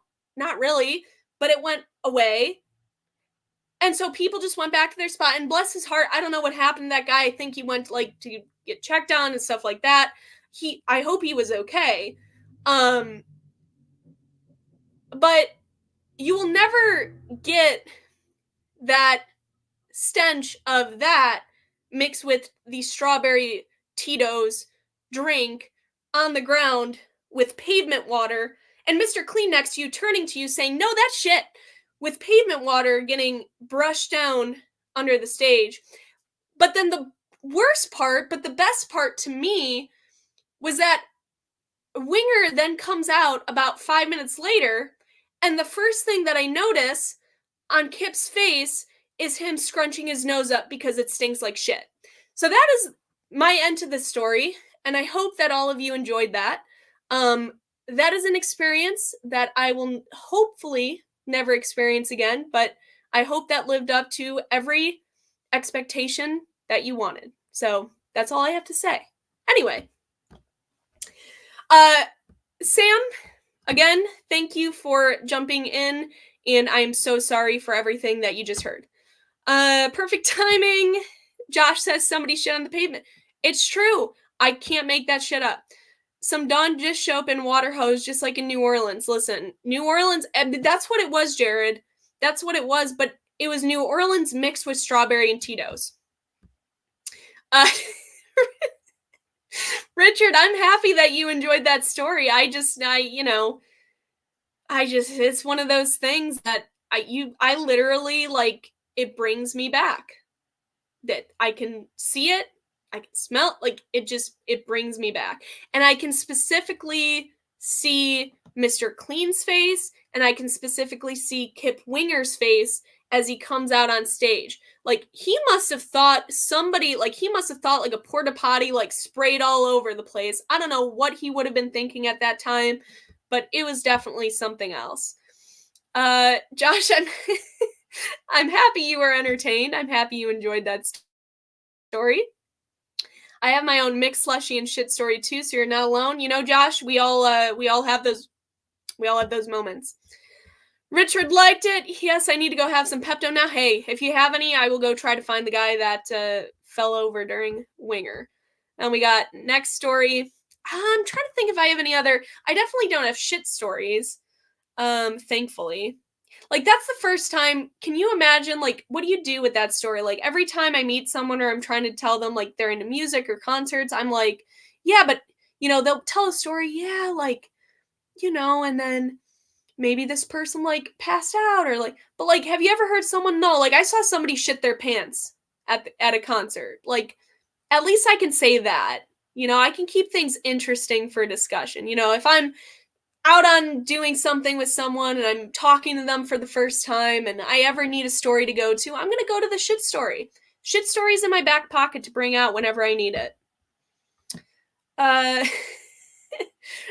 I'm happy that your experience wasn't that dramatic. I think that anytime you can go to a concert without slushies and crap, then that's a great day.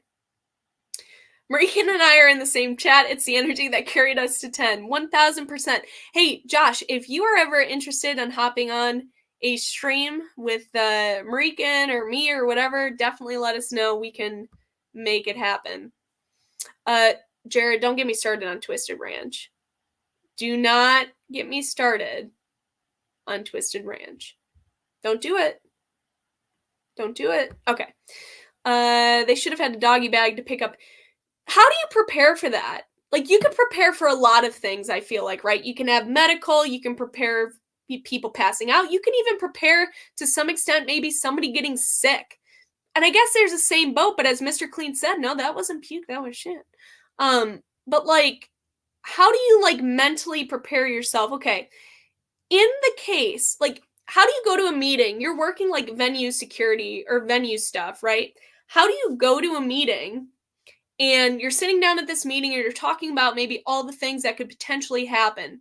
And the leader of the meeting goes up to you and they go, okay, so what do we do in the event that somebody shits themselves all over the pavement? Like, how are we going to clean that up? So, like, bless their hearts, like, they were clueless and at least they try to, like, use the buckets because we're in the middle of a thing. There wasn't like a hose connection or anything. So they had to, I don't know where they got the water from, but like, how do you plan for that? That's another question. But here's the thing. I guarantee you, because they do these festivals every year at the same town, I guarantee you that they have like a shit department now. I guarantee it. After what happened, I feel like you have to. There's a lesson there for everyone who drinks Tito's. Oh, it should be like a commercial or something. Never mind. I would love it, just not tonight. It's D&D night. Yeah, I hope D&D is, I hope everything's going well over there. Isn't it like a continuous game, so there's not really like winning or anything like that? But Richard says, imagine getting that call on your earpiece, brown cleanup on aisle. I'm telling you, I don't know how I would even react if I was in that situation. Like, what do you do? Right? Like, and they still came out, the band still came out and they performed with all that crap flowing under the stage. And that makes me wonder too, like the equipment. Anyway, Jared says, if it's a 1% chance, you have to take it as absolute certainty. Oof, you never know. I'll tell you the whole story sometime about getting drunk with Neil Diamond sometime, but it's a 5-minute story at least. Oh man, I would love to hear that story. I feel like that'd be an interesting guy to sit down and have a drink with. There's definitely a few. I'm sure we could all come up with, like, if you had to come up with one person to sit down and have a beverage with, and if you don't drink, maybe it's like a coffee or tea or something. Like, if you could sit down and share a drink with one artist, one musician, alive, dead, whatever, who would it be? And now that I'm thinking, like, I don't know who my number one choice would be. I'd have to sit and think about that a little bit. Yeah, living or dead. It could be either one. If you could just sit down, have lunch, have a drink, whatever it is, whatever is exciting to you, if you could sit down with one artist or musician, living or dead, and share a meal or have a drink with, Or maybe there's like, I don't know, I don't do, but like you like smoking cigar. I don't know. Like if you could do that one thing that like helps you chill and relax with somebody, what would it be? Dead, Chris Cornell or Warren Zevon? Oh, so good. That's a great choice. Warren is so good. There's a time we both went to see Green Day on the Yeah, that actually happened. So before Marikan and I even knew each other, this was years before the youngest members of the VC, we actually saw Green Day at the same venue, same tour, same venue, same night. So we knew the connection right there and then. But we actually didn't meet that night. We found out about it a couple years later once we got into the drink.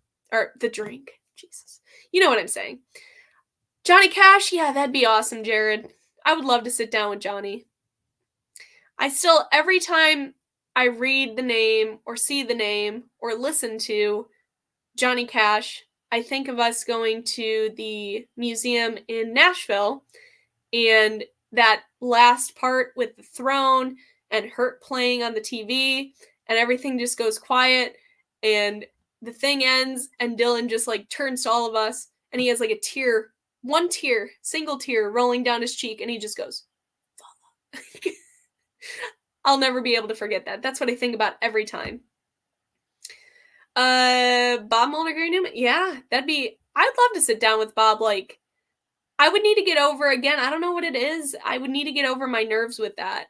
But that'd be a fun conversation to have for sure. Haley Williams, let her know how much I've grown since the last time I met her. That would be awesome. This one does not surprise me. Freddie Mercury, hands down, drink, dinner, literally, whatever. Freddie he would be a fun guy to sit down and share a drink and dinner with, for sure. I feel like his personality, like his storytelling, he'd be a good, like, shit storyteller, for sure. Dylan, I totally agree. Can I pick myself? Yeah, I was actually going to say if I had to come up with one person, it would be the musician Sam St. John. So if you want to pick yourself, feel free to do that. That would definitely work out. That's what I had in my mind. So thank you for reminding me about that. For sure. Elton John. Yeah, Elton John would be amazing too. He would. Elton John is one of those artists that, like, if I had the opportunity to meet, though, Jared, I'm going to be honest, I would be, like, scared. I feel like, not that I'm saying he's, like, a dick or, like, but, like, I'd be, like, scared to meet him. Like, I'd be, like, if he was walking down the street, I don't know if I would, like, approach him. There's some artists and musicians that, like, I'd be scared to approach. I don't know why. I don't know what it is. Elton John would be one of those artists I would love to meet. Could be the nicest guy ever to meet. I would just be scared shitless.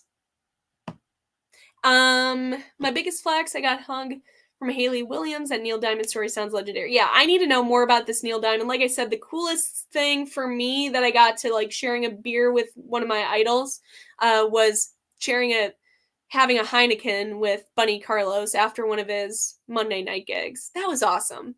That was such a cool experience. I would love to hear that Neil Diamond story, though. Hug from Haley Williams, though, that is awesome. Beer with Angus Young, that is another great choice. Now I really have to think, like, if I had to choose one, who would it be?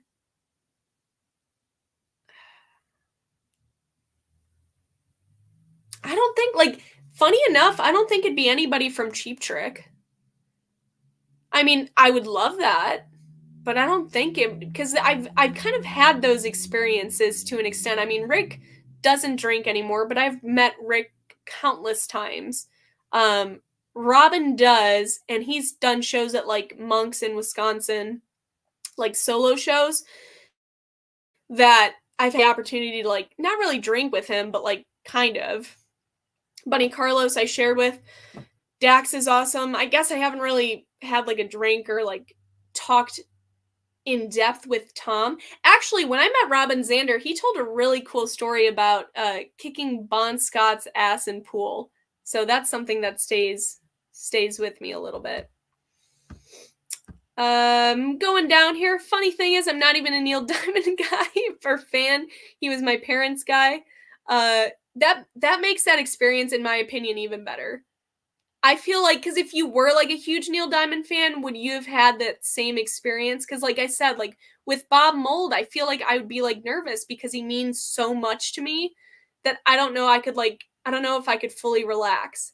But like talking to, let's say, like Dean Wareham, right? Like I felt relaxed because it's not that he didn't mean a lot, he's just not on that level. So I feel like that helps make that story for you. Marican says, Sir Elton John is royalty, and I would cry if I ever met him. Literally would be speechless and just a big ball of tears. Yeah. Like I said, he would be someone that'd be cool to meet. I would just be super scared to do that. Do we have time? Yeah. I mean, if you want to, feel free to let me know. We can figure something out. Angus Young cheese sauce. Okay. Thank you, Sam. Hey Sam, why don't you come on? Why don't we talk a little Jeff Lynne today? Sam's gonna be like, I'm busy. Jared, I was at Zaxby's. We still need to go to Zaxby's. I still not had Zaxby's after like 5 years of talking about going to Zaxby's. I've still not had, and I still feel like it is the most like overrated place, but I still want to do it just because of the amount of times that we've talked about it. Ben Wells of Blackstone Cherry. Hey Edward, how's it going? Great to see you on here. Appreciate you stopping by. Edward, how about you? If you had to pick like one person to hang out with, dead or alive, musician, who would it be? Oh, now we're getting it started. I am all in. I am all in for this discussion here. Okay, we're gonna start this up. Here we go. Get ready. A little warm up here. Zaxby's is trash. All right, so apparently Zaxby's is trash. So, Sam, what would be not trash for you? If Zaxby's is trash, what would be like something that's equivalent to that would not be as trashy? Because that's going to be the big question here. Josh says there's a Zaxby's near my place. Marie can also agree, so we could have like a Sam and Marie can conversation here. Zaxby's is trash. But I've heard so many things about Zaxby's. I guess, though, that the things that I have heard is trash. So maybe, I don't know. Yeah, that's it. Bojangles. Isn't Bojangles, don't you get like, I feel like a lot of those chicken places you get like a biscuit with it, but isn't Bojangles like known for their biscuits too? Marican says Raising Cane's, dude, fuck me up with that. Sorry. Well, it's my stream. Whatever. That Raising Cane sauce, I'm all in. The chicken's fine. The fries are fine. I don't really eat the bread, but the sauce? Listen, Twisted Ranch has nothing on Raising Cane sauce. Edward would really like to hang out with Pete Townsend. Me too. That's a good choice. Pete Townsend would be fun to hang out with. Pete Townsend, he's also another guy that I'd be scared to meet. Maybe I'm just like scared to meet artists, and I've met a handful, but like, I don't know. I just don't want that like bad experience of meeting an artist, because then it'd make me sad. Then how do I like listen to The Who ever again? How do I do my little Pete Townsend move when I'm listening to The Who? I just don't feel like I could do that if I met him and he was a dick. You know what I mean? So I got a little too drunk with my friends and got kicked out of a bar that we were trying to get into in Ottawa on Elgin Street. Okay, now we got a story going. So Pete, I'm gonna have to hear more from you about this. Josh said he made cane sauce today. Josh, I'm gonna need a recipe, like ASAP. So pass that along to me, because would love to make that at some point. We know I'm not going to make that. Listen, I'm a teacher. We don't have time for that. But I would love to pretend I'm going to make that. Chick-fil-A, Jared, we're going with the basic Chick-fil-A. I respect you though for it. Okay, so out of all these chicken places, so far we got Zaxby's. Whew. Zaxby's is trash. So we got Zaxby's, we have Bojangles, Raising Cane's, Pete Townsend, and Chick-fil-A. Out of all of those places, which one's superior? Which one's the superior chicken place? I wish I had an album to throw in, like, show some chickens. Anyway. Let's see here. Ray Davis, yeah, that'd be awesome too. Gosh, I love the Kings. Anyway. I'm too drunk to taste his chicken. Cornell Sanders, Rick Bobby. That is a great movie. Little Talladega Nights. Yeah, biscuits all day. Love me some biscuits. Bojangles. Okay, see, now this is getting bold here. This is bold. Bojangles beats KFC, Popeyes, and Cane's. Sam, I'm going to be honest with you here. I've never had Bojangles. I've never had it. So I feel like maybe this is going to be something that I'm going to have to do. All right. Nathan's now in here. Hello, Nathan. He says Churches. I don't know if I've heard of Churches before. See, now I'm getting hungry. Okay. This is a fascinating transition from Winger and 38 Special. Jim says Popeyes is pretty good. I agree. I have not, though, had Popeyes in probably about 5 or 6 years. It's not that I don't like it. I just haven't, like, that hasn't been something that I've gone to. But I agree. Popeyes, from what I remember, has been really good. So I would say that's up there for me, too. All right, we got more from Pete and Mr. Neil Diamond. So Pete he got kicked out of a bar, right? Yeah, he got a little too drunk. He got kicked out of a bar. Then he walks up Elgin and he can't get a taxi. Then he realizes he's not that drunk. So Pete, but that usually means that you are. So then he's looking into other bars, looking for a quiet one because there's no way he's getting a cab. See, now this is getting good. Keep going, Pete. Keep going with this. Chicken Shack. All right. We got Chicken Shack thrown in there. Y'all haven't tried Pollard's Chicken, and it shows it's a local place here. Yeah, Josh, I've never heard of it before. So that's something completely new here. Popeye's Blackened Tenders with Blackened Ranch has been my jam lately. I'm going to... Look, this is like my music suggestions. I'm going to wake up to like 6 music suggestions or like different things I've taken pictures of, and then I'm just going to see this thing about Popeyes. So, exactly, Richards. Teachers, if it can't be microwaved or picked up at a Starbucks drive-thru, it ain't happening. You're 1,000% right. During the school year, anything that's not microwaved is a waste of my time. So you want a chicken man, perhaps chicken foot. Okay, now you got me going. I got a chicken man. Hold on.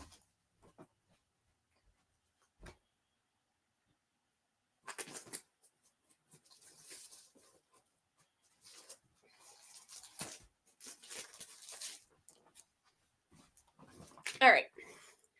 We're going to be talking about chicken. We got to talk about a great album. This is Chicken Shack Imagination Lady. Does anybody out there know of Chicken Shack? I'm going to argue that Chicken Shack is better than Bojangles. Chicken Shack is better, and I think we're going back up here, right? We got Chicken Shack.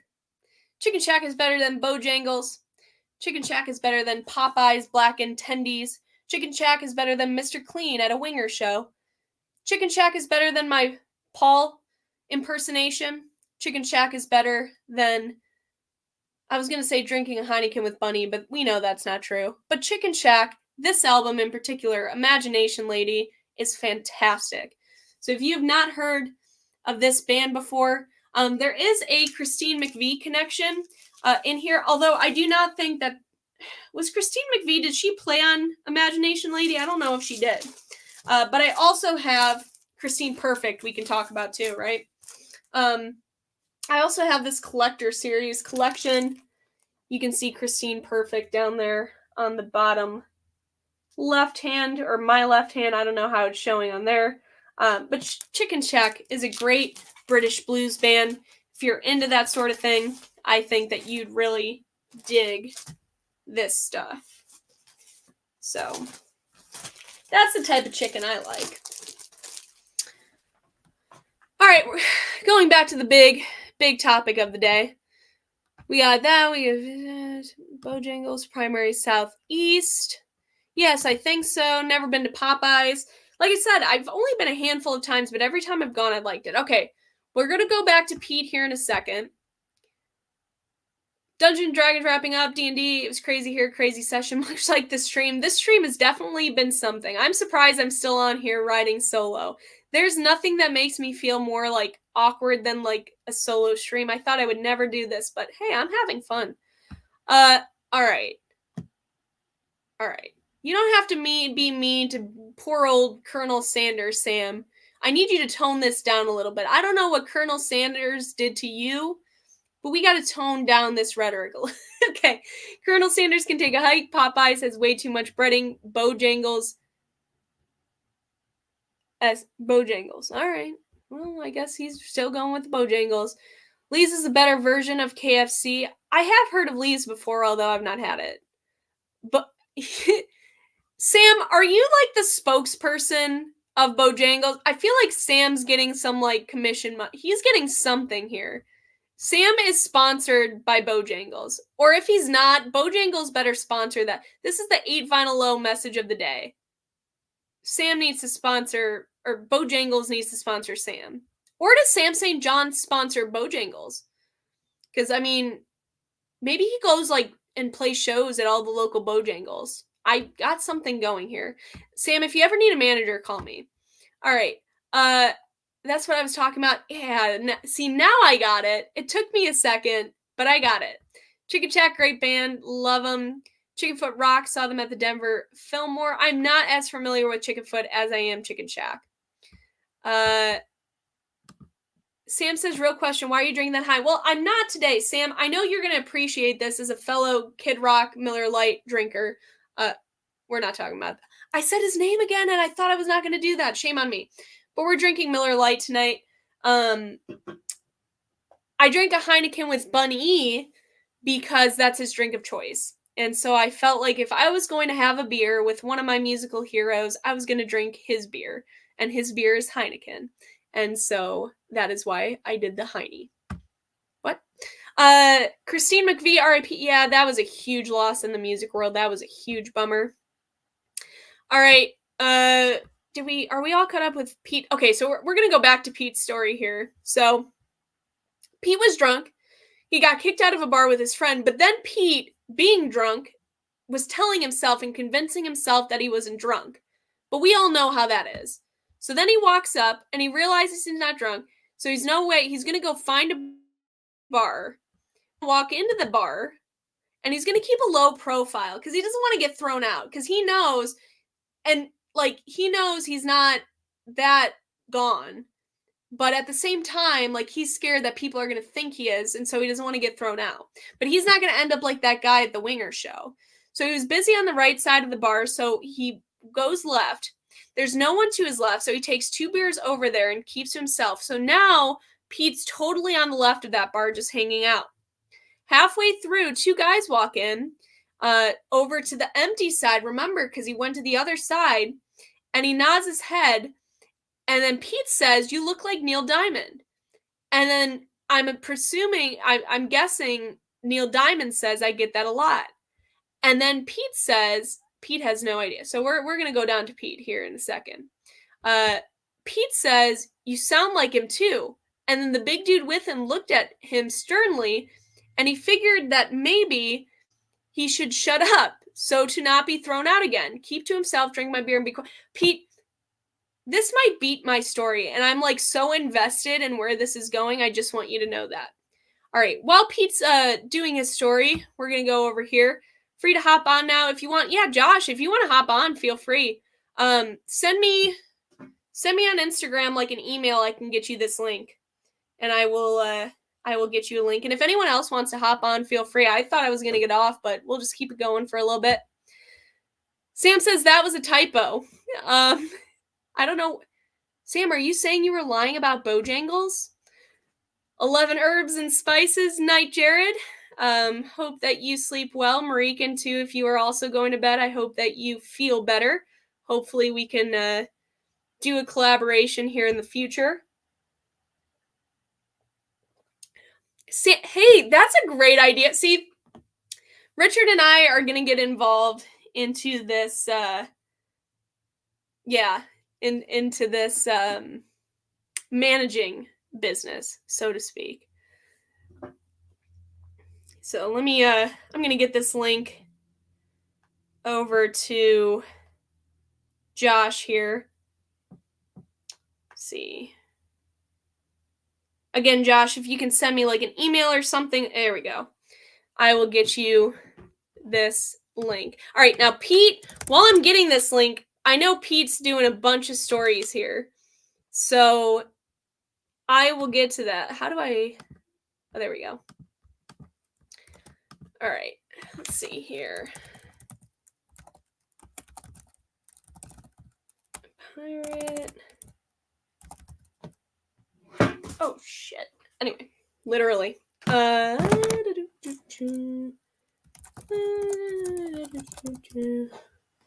la, da, da.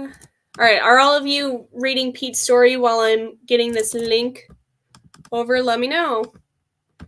You all better be reading the story. All right, Josh, I think I got that over to you. All right, let's continue this story here. While Sam is preparing his Bojangles commercial, we're going to get back to Pete. Pete says, "You sound like him too." And then the big dude, okay, so we did that, right? Because he's trying not to be thrown out. For at least a beer, Pete is quiet. And then Neil says, "Hey, come on over if you want. Let's have a drink." And then the three of them had a good night, and they laughed out asses off. Now, Pete wrote that they laughed out asses off. I'm guessing he meant our asses off. But we've already kind of talked about asses being left out in this stream. So, anyway, Pete, I'm loving all of this. I just want you to know. Chickenfoot, Sammy Hagar, no, 1000%, Brian. I've heard of the band. I just haven't listened. All right, I'm gonna give them a good listen too. Listen, who would have thought 8 Vinyl Low is gonna be listening to Leonard Skinner and Chickenfoot later on tonight? It's a shame Neil Diamond has Parkinson's. He has such a great voice. Yeah, there's been a lot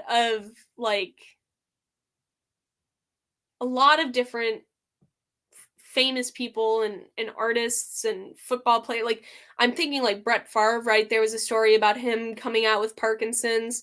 There's a local band out of the Chicagoland area called Seventh Heaven, and one of their lead singer, their current lead singer, Adam, just came out with a huge thing about saying he had Parkinson's. So it's such a shame.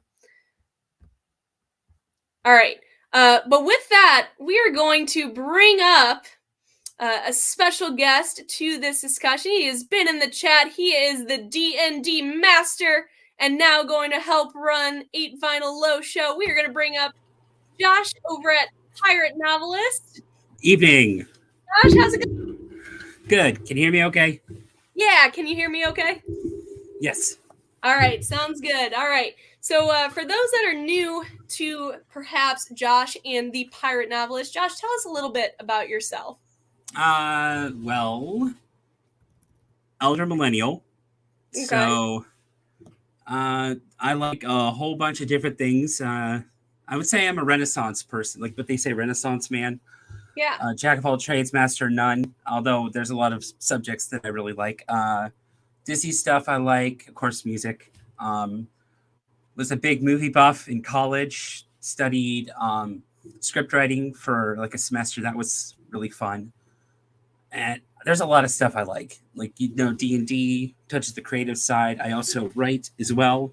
So I am living up to the novelist name. I've been working on a story for a little while. So. Oh, very cool. Well, thank you for one, entertaining us in the chat here earlier. I always appreciate seeing you and hearing from you in there. But two, hopping on and joining whatever this is. I don't know where this is going to go, but at least you've been following along a little bit. So you probably have a better idea than I do. I have no idea what I'm doing. Yeah.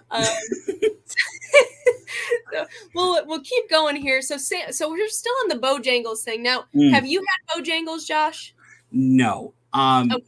The gym I used to go to pre-pandemic in the parking lot was the Bojangles. So Okay. I've not really had it yet, but I'm trying not to eat a lot of fried food. I'm on a diet now, so it's like it's not in my wheelhouse. In your wheelhouse, yeah. Yeah. It's one of those things too, like, I mean, there is one that's close to me. I haven't been there before. But see, Sam's selling it, so maybe I need to check it out. Yeah. But now he says once you slap that Bojangs, you don't go back. So I feel, Sam, I don't know how to take that. I'm gonna be honest with you. I don't know how to take that that comment. So yeah, all right. So definitely we're gonna have to go slap the Bojangs at some point. Definitely not you, Josh, but like maybe I'll slap the Bojangs and then we'll see, because then I don't go back. Yeah, we'll see how that goes. All right, so we're back to Pete now. So Pete, we're gonna go back one more. He said, so he shuts up. And then Neil comes over and they laugh their asses off. And then he says it was only the next day that a colleague told him that he was at Neil Diamond concert. He thought he got drunk with a dude that looked and sounded like him. Okay. So he didn't think at the time that he was actually drinking with Neil Diamond. He just thought it was a guy that looked like him and sounded like him. Interesting. So Pete, but the question is, okay, so he's going to wrap this up. Let's see. I know for a fact I got loaded with both Neil and his bouncer for an hour or two. We were just people sitting at the table giggling. But Pete, here's my question. If you were that far gone, how do you know for a fact that was Neil Diamond?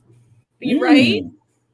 Like, was it really Neil and a bouncer, or was it like some old guy and like a bald dude? Was it Mr. Clean? Anyway, so Pete, how can you know that for a fact? Because if you were that far gone, I don't know. See, now I'm like thinking about this. Going over to Richard. Richard says, I think the shit winger story needs to be an audiobook. I would sign up for that. I would do that. I think I would do that. Yeah. I'd have to like write down my thoughts a little bit there, but fair. You gotta head south for Okay, Sam, if I put these back to back, let me read these off for a second, okay? Your last two comments, I'm going to read these back to back. One, you slap that Bojangles, you don't go back. You got to head south for some. Now, I don't know. I mean, if you put those, I don't know about that, Sam. Josh is like, no. Richard says, hilariously, my Planet Fitness has a Culver's in the park. Don't you love when they do that? Oh, I feel like even some of like the local gyms here, there's some like Culver, like Richard said, or something that, yeah, I feel that. I feel that. So what have you been listening to, Josh? What's been on your now spinning or this week's spinning? So I have been doing, I'm on a vinyl record forum. Okay. And there is a day-to-day challenge, and it's themed to mixtapes. And each day has its own little theme. So I'm actually pulling it up right now. So, for example, I'm a couple days behind, but so you do like one a day. So, for example, let's see here. Play a record. It would be perfect if not for that one track that just messes it up. Play something that might be good to breakdance to. That's where I had to stop for a moment.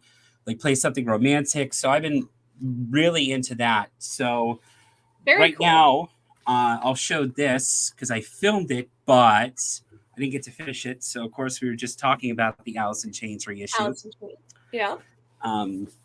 They did a really good job on this one. Of course, that's cool. gatefolds you can't show on YouTube. So it's like there was one time I filmed me opening the Pretty Reckless, their last album, and the gatefold was not safe for work. So it's like, nope, can't show that. So that's lost footage, unfortunately. but it did replicate the artwork from the CD. So I've been listening to this. This was on my Grail list mainly because this era of music is something that I really love. Mm-hmm. So I, of course, put it in Hudson Hi-Fi sleeves. So I have that. It was very reminiscent, and I had to pull this out to show Mom, but it was like very reminiscent of what Kraft did for the Art Pepper Meets the Rhythm section. Yeah, that was huge for Record Store Day, wasn't it? Yeah, but what was interesting is they actually put it in the actual really nice line sleeve. But what I was thinking is the Alice in Chains reminded me of this because of the quality and everything that was put into it. Okay. Yeah. So it's a stark contrast to the Natasha Bedingfield that came out. Remember last year we talked about that. Yeah. So that was in its own picture sleeve. I like picture sleeves, but give me the polyline sleeves, please. Yeah. I totally agree. And I feel like, I don't know if like there's a Record Store Day I can think back to where like the release, I don't know. I just feel like the quality control has been going down and down and down. Yeah. And I mean that's something a lot of people have been talking about over the last handful of years, but yeah, still like even with the discussion, I feel like it's just still getting worse. Here, let me actually grab that malfunction that I was talking about. Okay, yeah. Because there's some stuff I can the most demonic album, Richard. Man, we start talking about Pete's Story and shit at winger shows and Bojangles going south, and Richard's just on it now. Yeah. One your parents would make you throw away. All right, I'll think about that for a second. Go ahead, Josh, and show us what. So this was the Malfunction Olympus Awaits that came out for this April's Record Store Day. This is supposed to be the complete collection, although it's missing some songs from Malfunction's album. But look at this hype sticker. Just look at this. Like, this is one of the best hype stickers I've ever seen. That's really cool. So, for those who don't know, in the sphere of the Seattle grunge music, if you know who Mother Love Bone is, if you're familiar with Mother Love Bone. I have not. So, the story goes there was Green River and Malfunction, and they formed the supergroup Mother Love Bone. So, Andrew Wood was the lead singer of that, and he was roommates with Chris Cornell. So Chris Cornell and Soundgarden go off and do a tour, and they come back, and just as Mother Love Bone's debut album comes out, unfortunately, Andrew Wood passes away from drug overdose, I believe. Oh. So what ends up happening is Chris wants to do a tribute album for him. And if you've heard of the album Temple of the Dog. Yes. That is the tribute album for Andrew Wood. Okay. So I did not know that. So it goes like Green River and Malfunction lead into Temple of the Dog. That leads into, Pearl Jam and everything. So it's almost kind of like interconnected. So what this is the quote unquote complete recordings.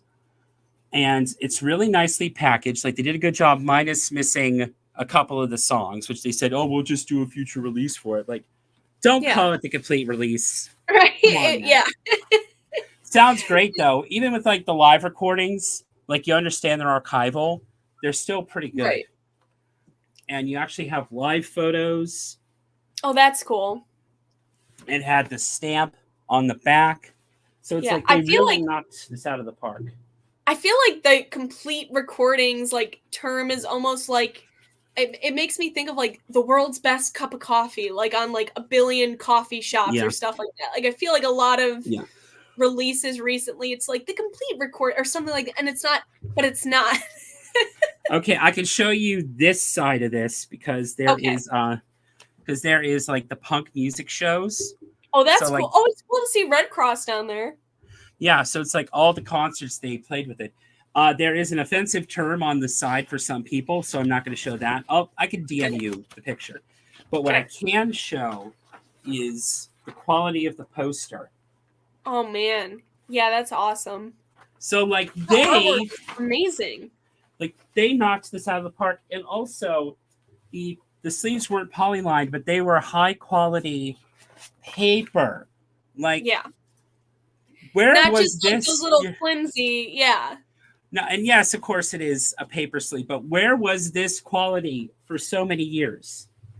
I would rather get that in my, pickups or releases than those flimsy little white little, the It's paper also or something like that. it's also purple as well. Oh, that's so cool. Yeah, so that was, I think, the best release, at least for me, for Record Store Day. I did Yeah. pick up four of them. I picked up the Paper Kites just randomly out of the blue. I picked up the 2 Paramore releases because it's me. Y'all, like, look, Yeah. Paramore is like right behind me. Yes. So that, yeah, this past Record Store Day was actually nice. I think it's one of the best lists we've had in years. Yeah, no, I agree.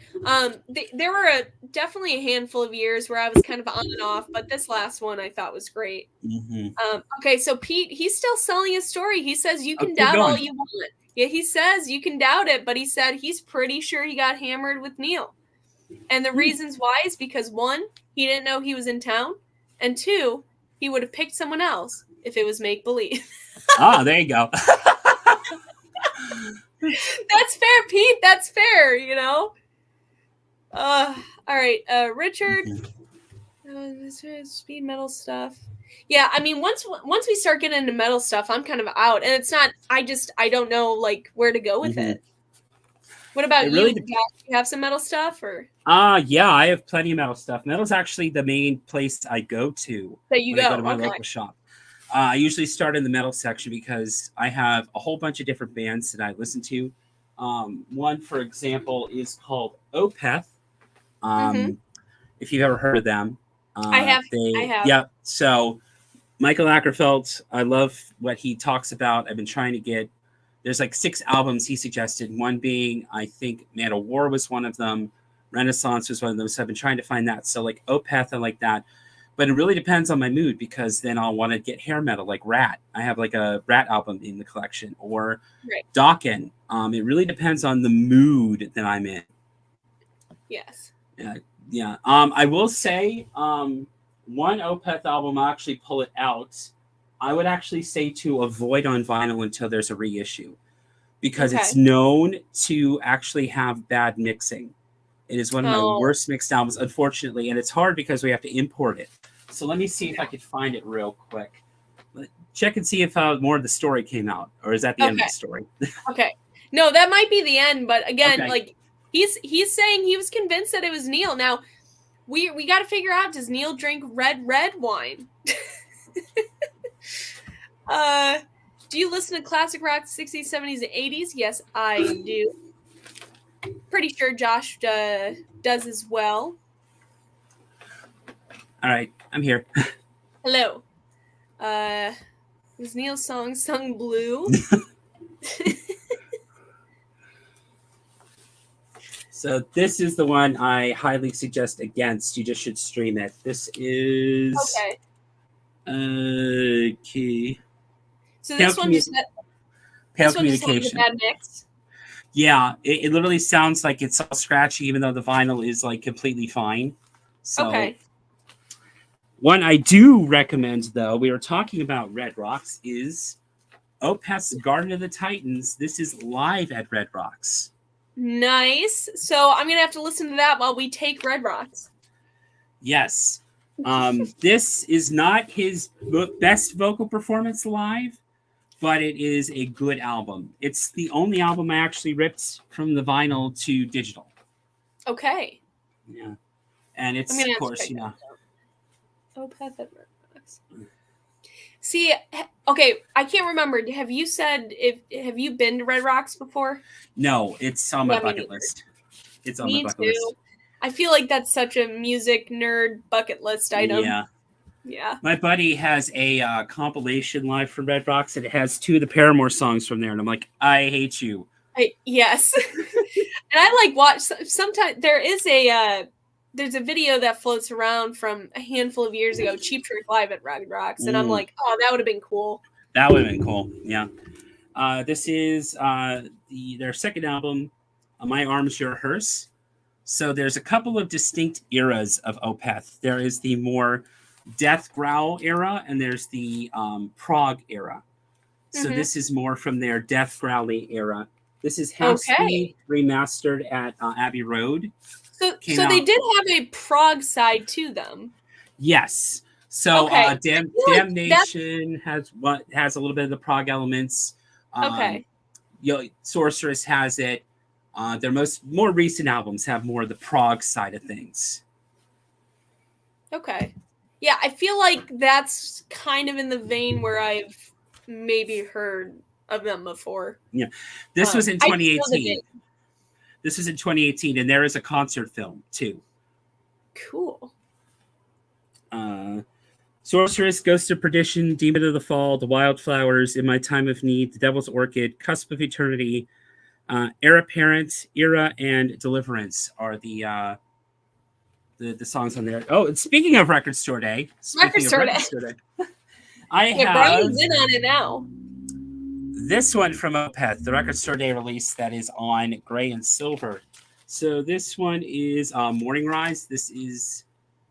I think this might be their third album. But there is a song on here that I kid you not is about 20 minutes long. Whoa. Is it good? Yes. Okay. Do you think it drags on too long, or is it perfect? It's been a while since I've listened to it. Black Rose Immortal is the name of the song. It takes up a whole side. Okay. Yeah, I mean, I would. Idea. Yeah. Yeah. So there's my Opeth collection. Need a little bit more, but another band I suggest that's metal would be Volbeat. Volbeat. Yeah, that's another band that I've heard time and time again. Actually, Billy Hurst from Riverbend, he's recommended that band every time that I've gone. Mm-hmm. So he has nothing but good things to say. Yeah. I really liked their last album. Volbeat has been a long-running thing with me. Yeah. When did their last album come out? That was, I want to say, only a couple of years ago. So That was not that long ago.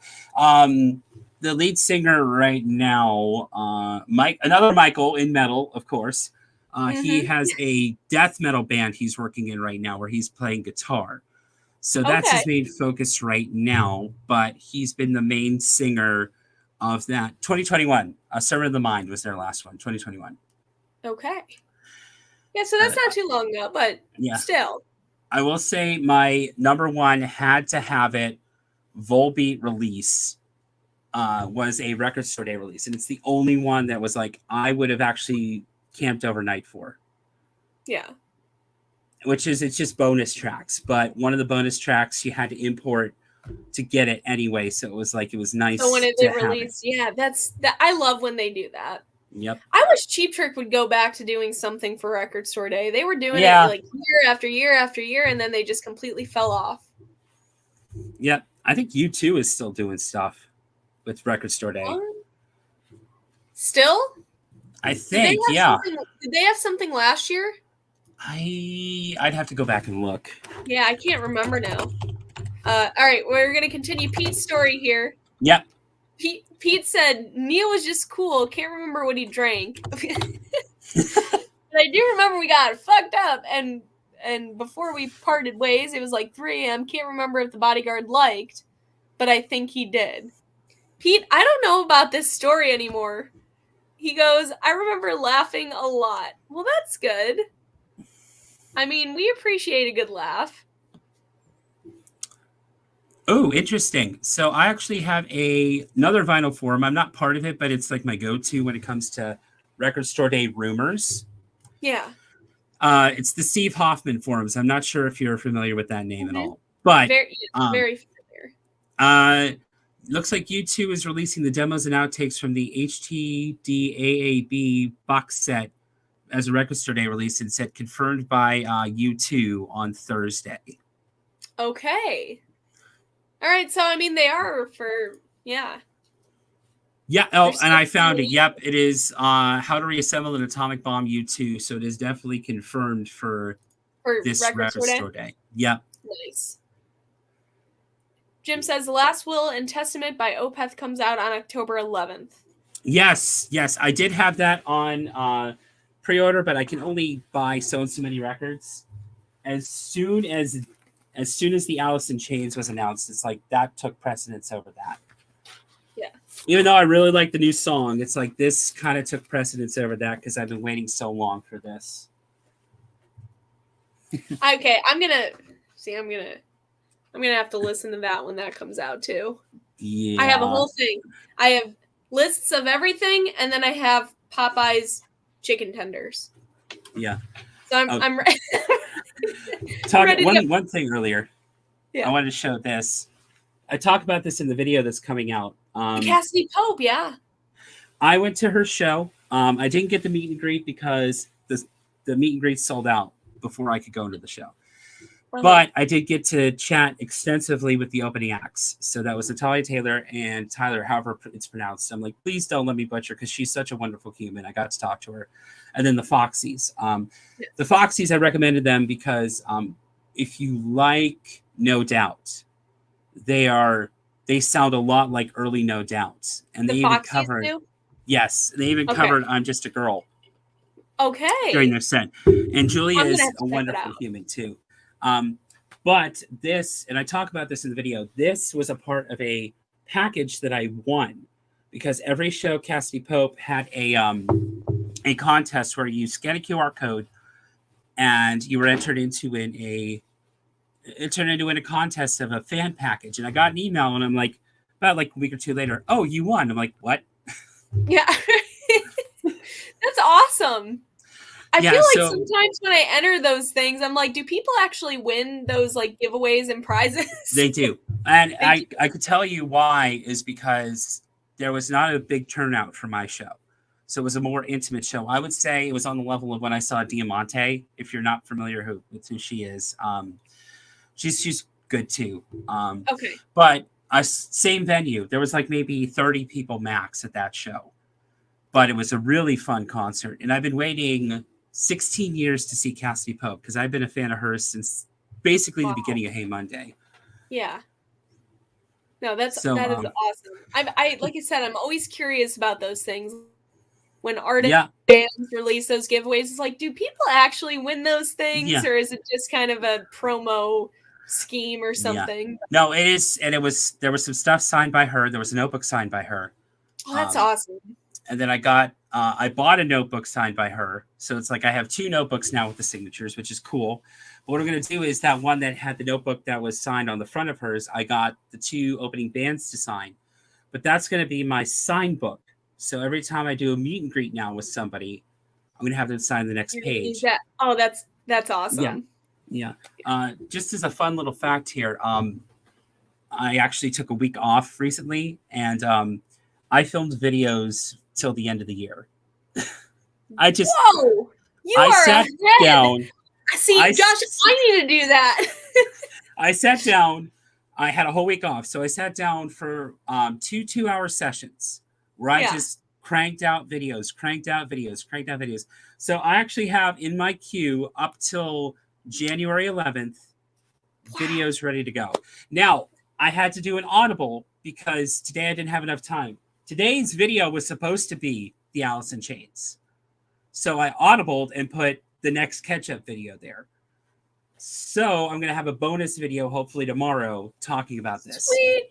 All right. I need to do that because I finally just posted a finds video from New Jersey and Philadelphia, which was in July. And I just posted that so, and I have like a whole backlog of like recent pickups and things from like a trip to Cincinnati and just like general pickups that I haven't filmed yet that are like now a month old. so I need to catch up. I need to do that. I need to sit down like one Saturday all day and just crank some stuff out. Yeah, and don't feel bad. I'm still 2 years behind on catching up from my first Disney trip that I wanted to talk about. So right. Yeah, I actually had 2 Disney trips. Those things happen. Yeah. Yeah. And I'm planning on a third, so it's like, yay. Yes. All right. Well, I don't know. We're going on 2.5. It looks like chat's quieting down a little bit. Yeah. Anything else, Josh, happening in your side of the world? Anything that you want to kind of plug or talk about before we kind of get off on here? Just if you want to come to the channel, great. I don't really like to plug myself. I feel kind of weird being that one person be like, oh, subscribe. I'm weird like that. But if you want to come hang out and chat music in the comments, great. I'm thinking about doing a live stream in January. Okay. I need to figure out the StreamYard because that'd be great. But I'm thinking about doing a mini award show. I did it years ago on my channel when Diamante's first album came out. So it's been a hot minute. But I'm Oh, that'd thinking be about cool. doing a mini award show. Even though I haven't bought everything, I'd like to maybe do a mini award show and have some people come on. So if you'd like to come on, great. But I'd like to do like a highlight show because a couple of years ago, 2022 was my favorite year in music. 2018 was not beat by that. But for example, 2022 year, every single album that got on my list would be a album of the year on a slow year for me. And there's a lot of music that is getting close to that this year. So okay, yeah, I mean, I would love to see that. I will definitely keep an eye out for that if that ends up happening. Definitely like shoot me a message and let me know about that. But I really don't want to plug yourself, but I'm going to plug Josh. If you are not subscribed to Pirate Novelist, Josh over at Pirate Novelist, please go ahead and head on over to his channel and give him a sub. Go check out some of his videos. He is an awesome guy, as you can tell from this stream. So gets the 8 Vinyl Low stamp of approval. Definitely go check him out. Give him some love. And you're awesome. So thank you for coming on and joining us for a little bit here. And I know you were in the comments, so appreciate that as well. I'm going to tell you one thing. I'm going to send you my shit story in the DM. Okay. All right. So we can compare our shit stories. Yes. All right. I love it. All right. Wrapping up here with the comments, we have Pete. He says, thanks for highlighting my story of celebrity brush with fame. He's 99% sure. I believe you, Pete. I do believe you. It was authentic. All I can say is Neil Diamond's way cooler than I thought he ever was. See, this is making me want to listen to Neil Diamond, and I thought I would never say that. So cheers to you, Pete. Thank you for sharing. Last comment here by Gustavo. He says, hello from Brazil. Thank you for stopping in. I do, Gustavo, I do know you very well, so I do appreciate the support that you give on Instagram, and would love to chat with you a little bit more. So definitely let me know. Final question, it looks like from Jim, kind of going in there last minute.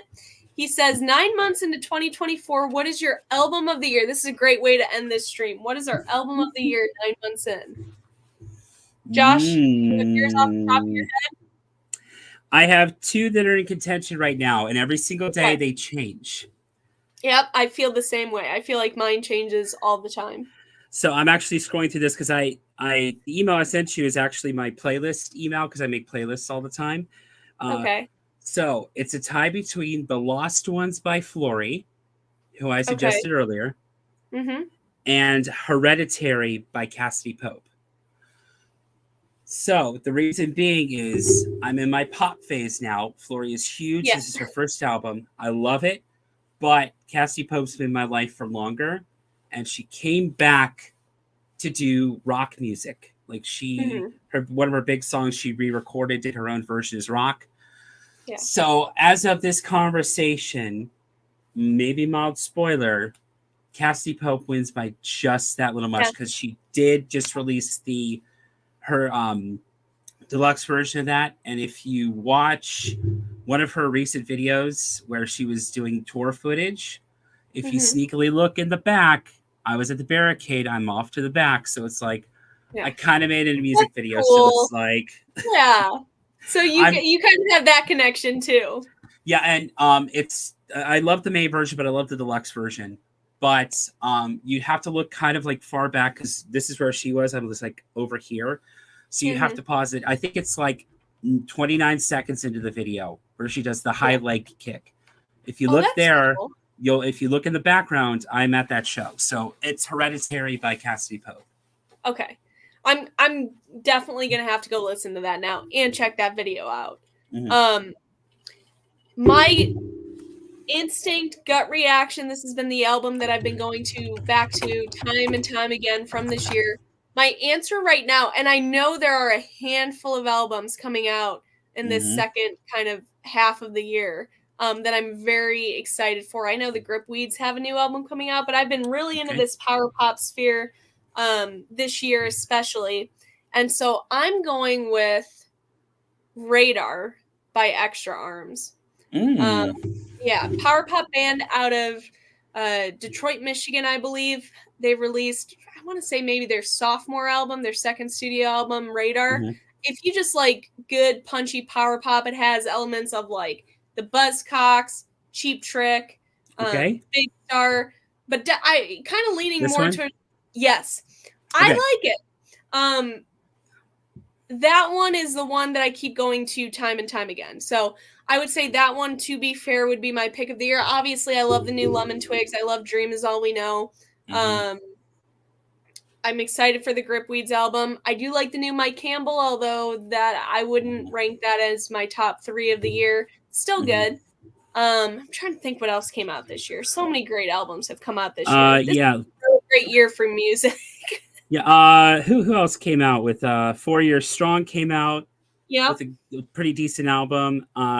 There was the added on album from Mr. Wives. So there was like Mm-hmm. a remix. I don't normally count remixes, but In that Mr. case, Wives, Mr. yeah. Wives got my album of the year last year, and this just adds to it. So plus it Okay. has Lizzie Sterling on there, who also put out a really good album this year. So Mm-hmm. Yeah. oh, by the way, the music video is Bad Decisions. So that's the Bad song you want. Decisions. Bad Cassie Decisions, Pope. yes. Okay. Yeah. I will check that out. Ontario, hello, hello. Album of the year. Frog LP.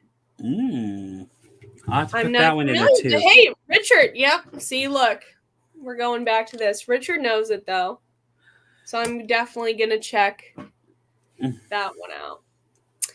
But with that, Josh, again, thank you for joining us in on this discussion. Again, everybody that is Absolutely. watching, please make sure to go check out Josh's channel, Pirate Novelist.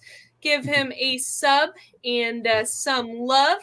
I appreciate all of you for tuning in. Thank you for hanging in with all the shenanigans. Thank you for sharing your story. I hope that all of you appreciated my Winger 38 special story that I'll share again. So you are the special audience of that. But we're going to head out here again. Thank you, everybody, for tuning in. Appreciate all of you, and I will see you guys on the next one. Bye, guys. Bye, everybody.